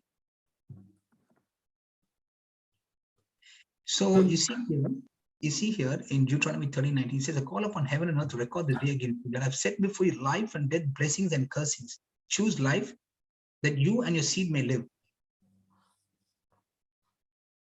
So you and I, do we have the anointing to choose? Yes. Yes. The devil can put pressure on us, but we have the choice. And what we choose in the midst of our brokenness is going to pass down generations, I should say.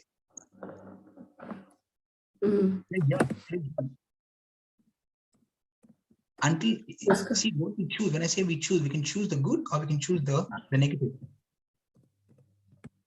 Correct? Correct. I've set before you life and death, blessings and cursings. So if you are actually, in the negative side, that means you are in the path of death and destruction, and you're cursing.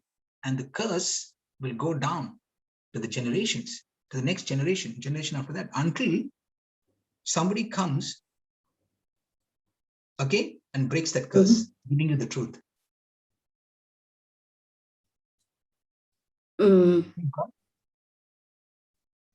So that curse can be carried on depending on how we moved in that situation and responded in that situation. So in other words, don't act like what the world is acting, but make a decision to choose life straight away, according to the word of God. Deal with it. We'll have to deal with it right now. But how? By forgiving and loving that person. Because our body has been wired for love. Praise God. Our body was created for love. So when we hate or have unforgiveness, our system cannot take it. It leads to destruction. Okay, that's disagreeing with the word of God. So how does a person deal with a broken heart? How does a person deal with a broken heart? The answer is the same. It's in the scripture, 13:19. Choose life. Agree to the word of God. Praise God. Praise God. Thank you, Jesus. Praise God. Praise God. So the 3 points that I gave you, okay, is the first one I gave you is stop focusing on the broken relationship, which means continuing to do will prevent us from using energy and emotions, using our energy and emotions in healthy ways, right? Healthy ways, yes. So in other words, if your focus is wrong now, will your emotions lead you to death and destruction? Yes. Yes, you'll have a miserable future instead of focusing on the word of God. Word of God. So in other words, the word of God teaches us choose life, which means set your mind on a thermostat. Set your mindset on a thermostat. So are we setting our mind on broken relationships? If we do that, then it creates a permanent mindset of negativity and poison. So we have heard of testimonies of how a person, said, I cannot do it. Okay. When initially they said they cannot do it, but when the warriors spoke, when someone from here we spoke and we gave them the word of God, when they came and listened to the teachings, Brother Johnson's, teachings, when they started listening to the teaching, what happened? From the mindset of I cannot do it, they came to a mindset of I can master it. Amen. Praise God. Praise God. And we've had examples in the past. A person actually would have been bad in a particular subject, but after proper training and correction, that person becomes the master in the subject. Praise God. Praise God. The person who was bad in that subject in school, he now becomes a teacher. He could be a maths teacher, could be an accounts teacher. Praise God. Praise God. So when we change, so the very affliction that came upon you, okay, when you have set your mind on the word of God like a thermostat, what happens is your calling would be in the same area of that problem that you're facing. And how? Yes, and you might find your calling, which is at the moment looks like it's a failure, but when you change your mindset on the thermostat faith, having the mindset of Christ in you, now that very thing that came against you, you have turned it around, and now you are operating like you are the master of that situation, and now you are going around and sharing with others how you came out of your own problems, your own emotional trauma that you went through, and now you're setting other people free. But if you have negative mindset, you would have been there as a failure all your life, and you'll be looking for some person to pray over you. Pray this, pray. Yeah. Praise God. Praise God. So praise God. Thank you, Jesus. So God has a plan for each and every one of us, yes? Amen. Yes. So when we set our mind in accordance with the word, okay, our lives will be changed. Amen. Amen. So I gave you the consequence of those 2 points, right? Yes. The first point, I gave consequence of those 2 points. What I want to say here is, see, we all have potential in our lives. Okay, because those 2 consequences which I gave you is when we focus on relationships, okay, focusing on this bad relationship, okay, traps us and keeps us in the past and causes us to miss the beauty. Yes, I told you, remember that? And the potential Yes. of it. Then it also gives us a negative mindset, I said, correct? Yes. Yes. So just talking on that, see, we all have great potential inside of us. We are all here for a reason, and God has given us great potential. He's given us a great plan and purpose, yeah? Yes. But this can only happen when our mind is stayed on the Lord. Praise So God.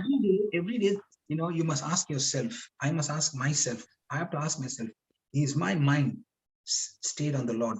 Have I set my mind? Have I set my mind on the things of the Spirit? Now, have I set my mind on higher things? That's the word of God, as the word of God says. Praise God. Praise God. Thank you, Jesus. And the Thank second you, point Jesus. is about deciding not to let the broken relationship impact. Remember, I gave the second point, decide not to let the broken relationship impact our self-identity. Yes. Praise God. So where is my identity? So in summarizing what I just know, you know, what we just now shared is where is our, or in other words, who's my identity in? Is my identity in Christ or my past? In Christ. In Christ. Amen. Amen. When Jesus died, did I die? When Christ died, did I die? Yes. Oops, I died with him. Only if you die, you have that. Yes. See, Praise God. Amen, sister. See, when Jesus died, I died with him. And remember, there's a scripture, I died to sin and the power of sin's rule in my life. Sin. Yes. Praise God. Yes, and also, Amen. Galatians 2:20 says, I've been crucified with Christ. The life that I now live is not my own life, but it's Christ's life in me. Yes. Amen. Amen. Yes. So when when Jesus died, I died with him. So the life I live now is a life in Christ because Jesus has purchased it with his own blood. Praise God. Praise God. Praise God. So my identity now is in whom? Is in Jesus Christ. So this Jesus Christ, is he in you? Yes. And he's serving you. And so now I serve others through Jesus. Or not, in other words, Jesus is serving me and I'm serving others. When I say I'm serving others, it's Jesus in me serving others. Is that making sense? Amen. Amen. Yeah. Amen. Praise God. Yes. So true. My identity should be in Christ Jesus, my relationship with Jesus. If I look at my past identity, okay, identity or my, okay, my identity will be only of the past. I'll only think of the past, but I must make a decision that my identity is not me, myself alone, but it is me and Christ together. Amen. Praise God. Because Praise God. Yes, he is serving me. And he is longing to serve others through me. Through me. God, his name be glorified. Praise God. Amen. Amen. Praise God. Praise God. Thank you, Jesus. Thank you, Jesus. Thank you, Jesus. Praise God. Praise God. Remember, in the second point, we also spoke about no single individual can be the main source of our self-worth. Remember that? Only Jesus can fulfill that role. Only Jesus, yes. Yes. See, when I said my self is crucified. Yes. Yes. Praise God. So in other words, remember I spoke about we should never ignore the warnings of a toxic negative relationship, correct? Yes, yes. Okay. Now, in other words, you rightly said that, yes, we need to crucify our flesh. So we have to nail that flesh or nail that self to the cross and operate in agape love. Amen. Yes. Today, there's a lot of things that are happening around the world, like divorces and all that. What is the main cause of that? The main cause, what is the main cause? Because they have not allowed themselves to die.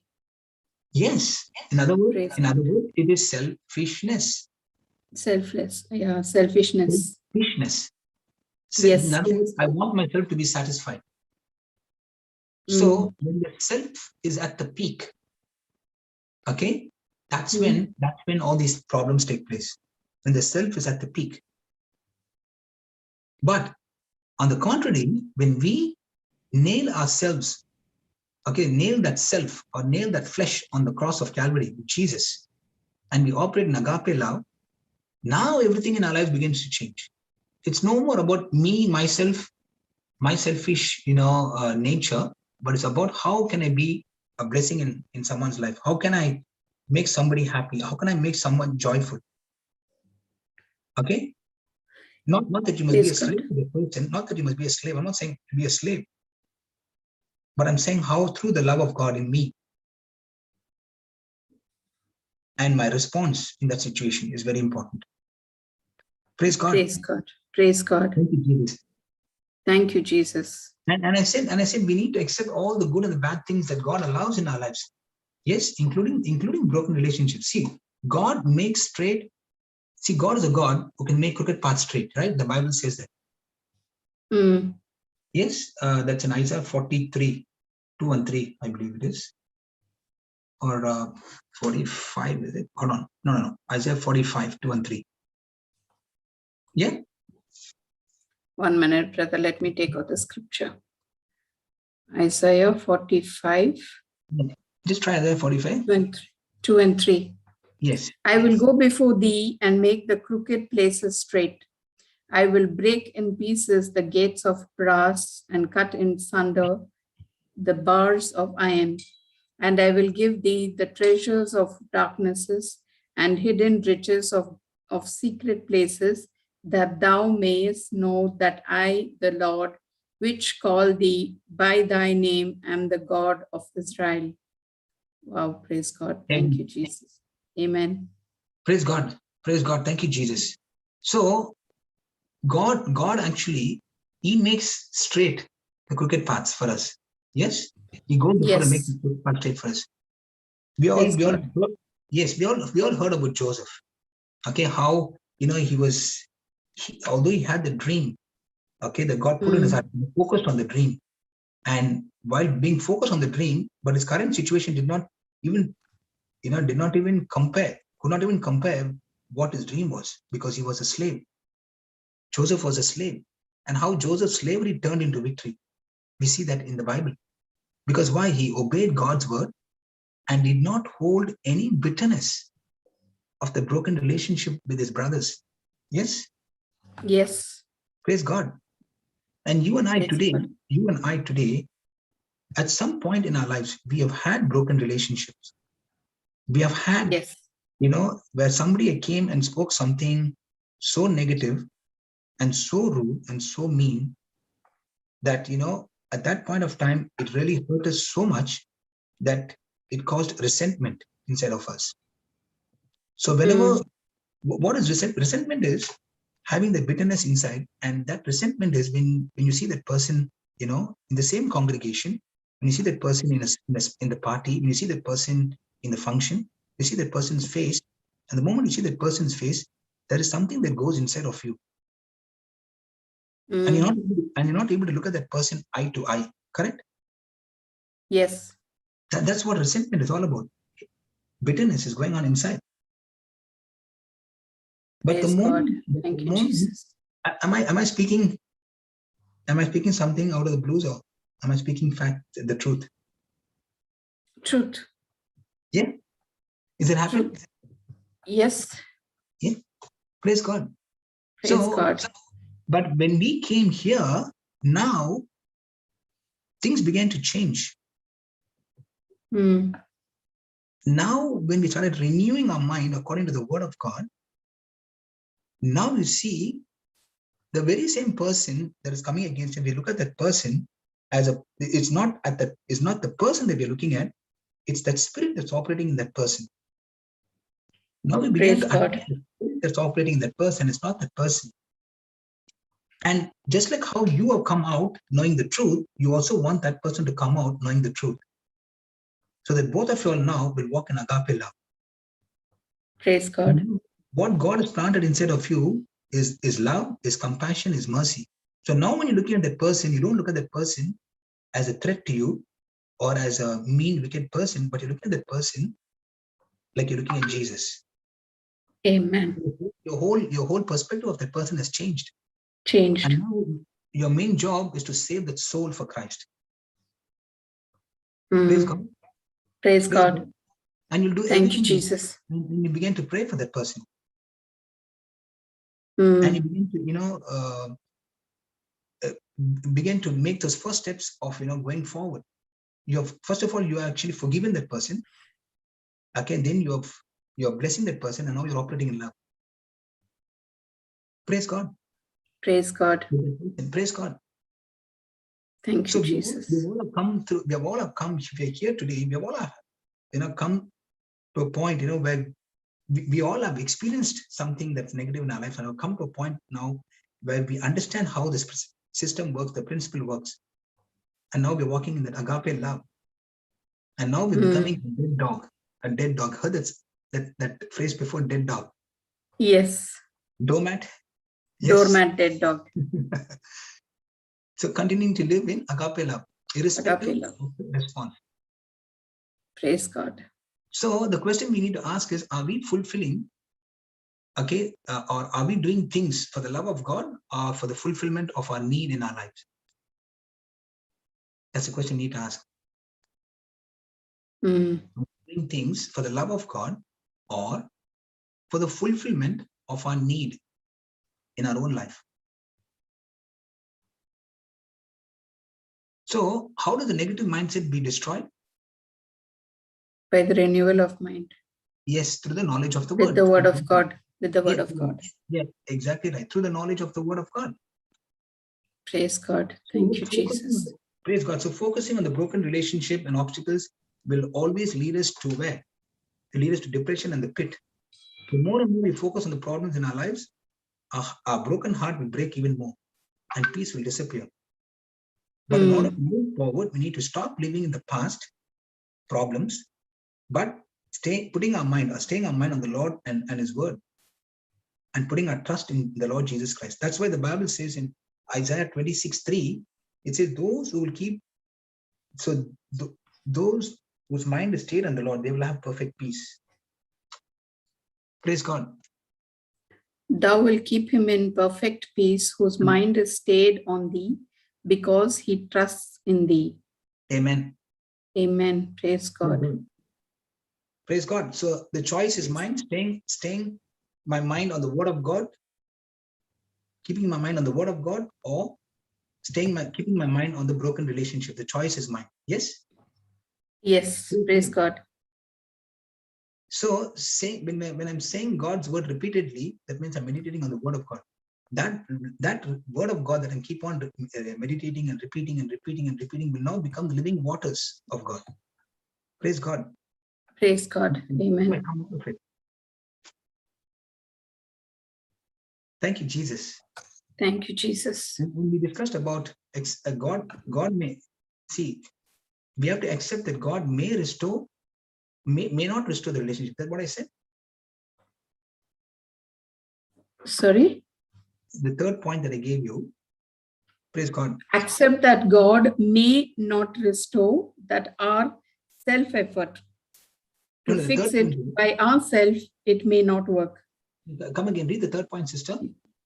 Yeah, accept that God may not restore the relationship. Restore that our self-effort to fix it by ourselves, it may not work. No. Okay. Third point is accept that. Okay, accept that God may not restore the relationship. Restore the relationship. And 1 minute, brother.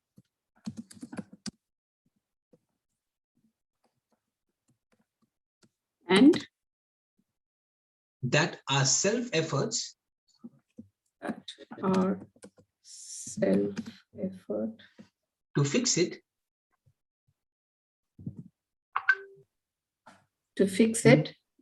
may not work. by ourselves, it may not work. Yeah. Okay. That our self-efforts to fix it, self-efforts to fix it may not work. May not work. Mm. We need to accept all the good. We need to accept all the good and the bad things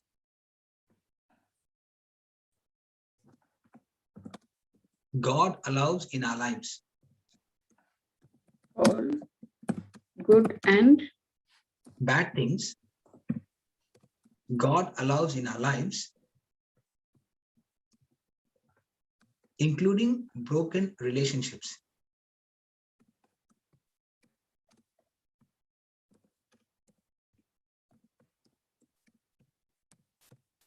but God allows only good things, no, brother? How come bad things also you're saying? Okay, now that's what I said. Can See, God allows, see, we need to accept all the good and the bad things that God allows. When I say bad things, okay, we see the way we term it as bad things is the negative things that are happening around us, correct? Okay. See, God has set his word, right? He won't change. He's made a decision. He will not change. But if things are happening, bad things are happening, God will not come straight away and intervene and say, look, a bad thing is happening in your life. I'm come there to rescue you. No. He says, in that bad thing, I'm there with you to help you to come out, as long as you are focused on me. Okay. Praise God. Okay. So we always think, oh, bad things are happening, so that means God has to take this off. No. He will not come and, immediately deliver you like that. But he will work with you to come out of it. And as long as you cooperate with God, that's why you need to cooperate with God and come out of it. And as I said, that situation has come, okay? That situation has come to, that if the very affliction that came upon you, God, with the cooperation of God, you can turn it for his glory. Okay? He will turn it for his own glory if you can cooperate with him. That's why it's very important to cooperate with God in that situation. Praise God. Because he said, I never leave you nor forsake you. He's with us in the situation. That's why the Bible says in Proverbs 23:7, for as a man thinks in his heart, so is he. Praise God. So for example, coffee, take coffee, okay? Coffee by nature is bitter, right? Yes. So can you say that God allowed coffee to be bitter? No. Its nature is so. Its nature so. But can the bitterness be balanced with sugar? Yes. Yes. So can I say, is life bitter? Some people say that my life is so bitter. No, people say that my life is so bitter. Yes. So how can we make it sweet? Put the sugar. And what's the sugar? The word of God. The word of God. Amen. So in the word of God, in the bitterness of life, make it sweet. Praise God. Praise God. Thank you, Jesus. So when we meditate on the word of God and do what the word says, we will have success. Amen. Amen. We meditate on God's word. Okay. When we meditate on God's word and not ourselves, then we can experience success. We can expect prosperity in that area of our lives. Praise God. Praise God. Praise God. Thank you, Jesus. Thank you, Jesus. Praise God. So is this helped us? Yes, brother. Praise God. Praise God. Thank you, Jesus. Thank you, Jesus. Thank you, Actually, Jesus. some scriptures you would have heard many a times in your life. But certain times when certain truths are being revealed and you share the scripture, it gives you more insights of it and gives you more understanding of it. Amen. Amen. Praise Amen. God. That's why the way to live a Christian life is to live with the mind of Christ. Because I can choose my thoughts and think things on purpose. Okay. In other words, I don't have to just think about whatever falls in my mind. Correct? Correct. So it's a life-changing revelation. I don't have to just think whatever falls into my mind. Like remember we spoke about the control tower, where in the airport, this controller, Airplanes are controlled. yeah. So he has the power and the authority to tell the airplanes not to land now or to land somewhere else. So like that, Praise you have the power. God has given us that. authority. Yes. Praise God. And God is very concerned about the hidden man of the heart, which is our inner life or ourselves inside. That's why, we have many scriptures like 2 Corinthians 10, 4 and 5. Okay. And Jesus came and we can see that, there are strongholds in our life that we need to uproot them. We can only uproot them through the word of God. Praise God. And we Praise also God. read on, set your minds and keep them set on what is above. That's the higher things. That is Colossians 3:2 says it. And this is the Praise key to God. life, the temptations. Praise God. Praise God. Thank you, Jesus. Thank you, Jesus. Praise you, Jesus. Praise you, Jesus. And as you said the other time also, Romans 12:2 is another good scripture. Do not be conformed to this world, but be transformed by the renewal of your mind. But the entire renewal of your mind. And this renewal of our mind is an ongoing process. Every day we need to take time to study the word so we can purposely think according to what he says, what God said, and not what she said and they said. Or he said, yeah? Yes. So we can't just keep one or two junky areas in our thought life. Okay? Because whatever we keep in our mind, it's going to be there and it's going to pop up sometime or the other. Praise God. Praise God. So we need to make a progress every single day. So we need to keep our mind renewed and grow in our relationship with God. Praise God. Amen. Thank you, Jesus. Another beautiful scripture, sister. One last scripture is 1 Peter 1:13. It says, God, gird up the loins of your mind. It's all about the mind. Praise God. Thank you, Jesus. Praise God. Thank you, Jesus. Praise God. So love you, Lord. If anybody wants to share anything on what we heard, praise God. Anyone? Praise God. Thank you, Jesus. Thank you, Jesus. So anybody else would like to share? Thank you, Jesus.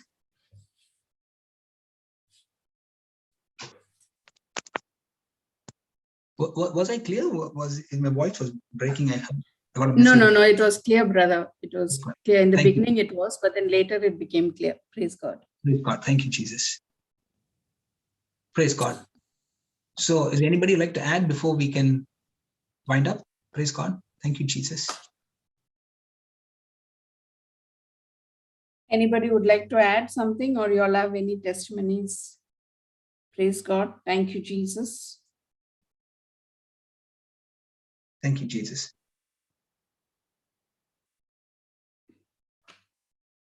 Yes, brother, I think we can go ahead. We can, when you say go ahead, you mean we can wind up? Yes, if you have anything else to share. Praise God. Praise God. Yeah. I believe we've Thank you. had little food for today. Praise God. Every drop of this food has a mighty tree in it, brother. Praise God. Praise God. Thank you, Jesus. Thank you, Jesus. Praise God. Today's teaching actually is a little serious and what to say?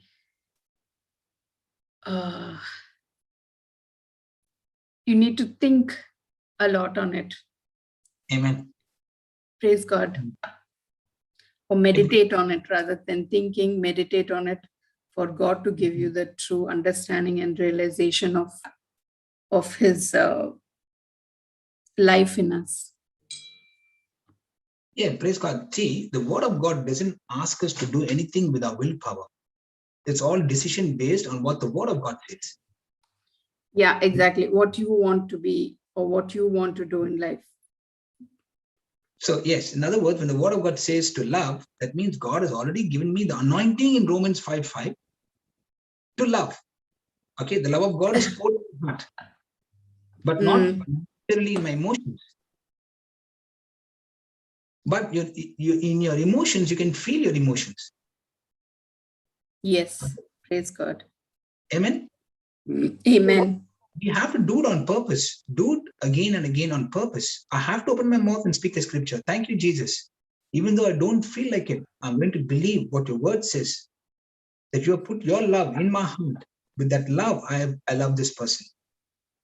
When I keep Amen. Like that sister came today and gave the testimony. She did the same thing. Amen. Yes. Because she had the understanding of the word in her, and the love of Jesus was understood. So she stood on it and said, no more I'm going to talk the fact, but I'm going to talk the truth. Amen. Because my emotions and feelings are always contradicting to what God said in his word. True. But I'm saying it because I believe what the scripture says, and not because how I feel. Praise God. Praise God. Thank you, Jesus. Thank you, Jesus. Thank you, Jesus. So thank you, Lord. Wind up your sister. Praise God. Yes, brother, we can. Yes. Is anybody there? Would you like to do the closing prayer? If anyone would like to do the closing prayer, praise God. Thank you, Jesus. Praise God. Anybody would like to do the closing prayer? Thank you, Jesus. So it's good to give others a chance. Anybody? Yes. This is a chance given to you people. Praise Use God. the opportunity. Praise God. Thank you, Jesus. Anyone? Praise God. Okay, I'll do it. Praise God. Yes, sister. Abba Father, we praise you, we thank you, we glorify you. God the Son, we praise you, we thank you, we glorify you. God the Holy Spirit, we praise you, we thank you, we glorify you for another amazing day that you have given to us. Lord, we praise and thank you, Lord, that every morning you're giving us a new beginning in you. Lord, as the sun sets and the new day has begun, you have given us new revelations, new understanding, a new beginning to renew our minds. Thank you, Lord, for in our weakness, your strength is fulfilled. Thank you, Jesus. Help us to understand the truths more, to be more practical in our lives, to make it more practical in our lives. Thank you, Lord, that all the teachings that we have received with the Holy Spirit through Brother Linus, as he had offered his gift of speech to speak through the anointing of the Holy Spirit, to give us the wisdom keys of today. Thank you, Lord, as we have received it and we have sealed it with your word. We go forth this whole day to put it in practice, to making it flesh in our lives, so that you may be portrayed in our lives every minute, every walk of our lives. Thank you, Lord. It is no more we that we live, but you who lives in us, who is to be glorified. Thank you, Jesus. Thank you, Lord. I make this prayer in your most holy name. Amen, amen, amen. Amen. Praise amen. God. Praise God. Thank you, Jesus. Amen. Praise God. Thank you, Jesus. Thank you, Sushanta. Praise God. Thank you, Brother Linus. Sister Helen. Praise Thank God. you, Brother Linus. Thank you, participants. Thank you, Thank Sister you. Pearl, for Thank you, an Sister. amazing testimony that you gave, Amen. through which we've got so much of wisdom this day. Stay Amen. blessed, everyone, to be a blessing till we meet tomorrow. Thank you, Amen. Jesus. Praise God. Thank you, Jesus.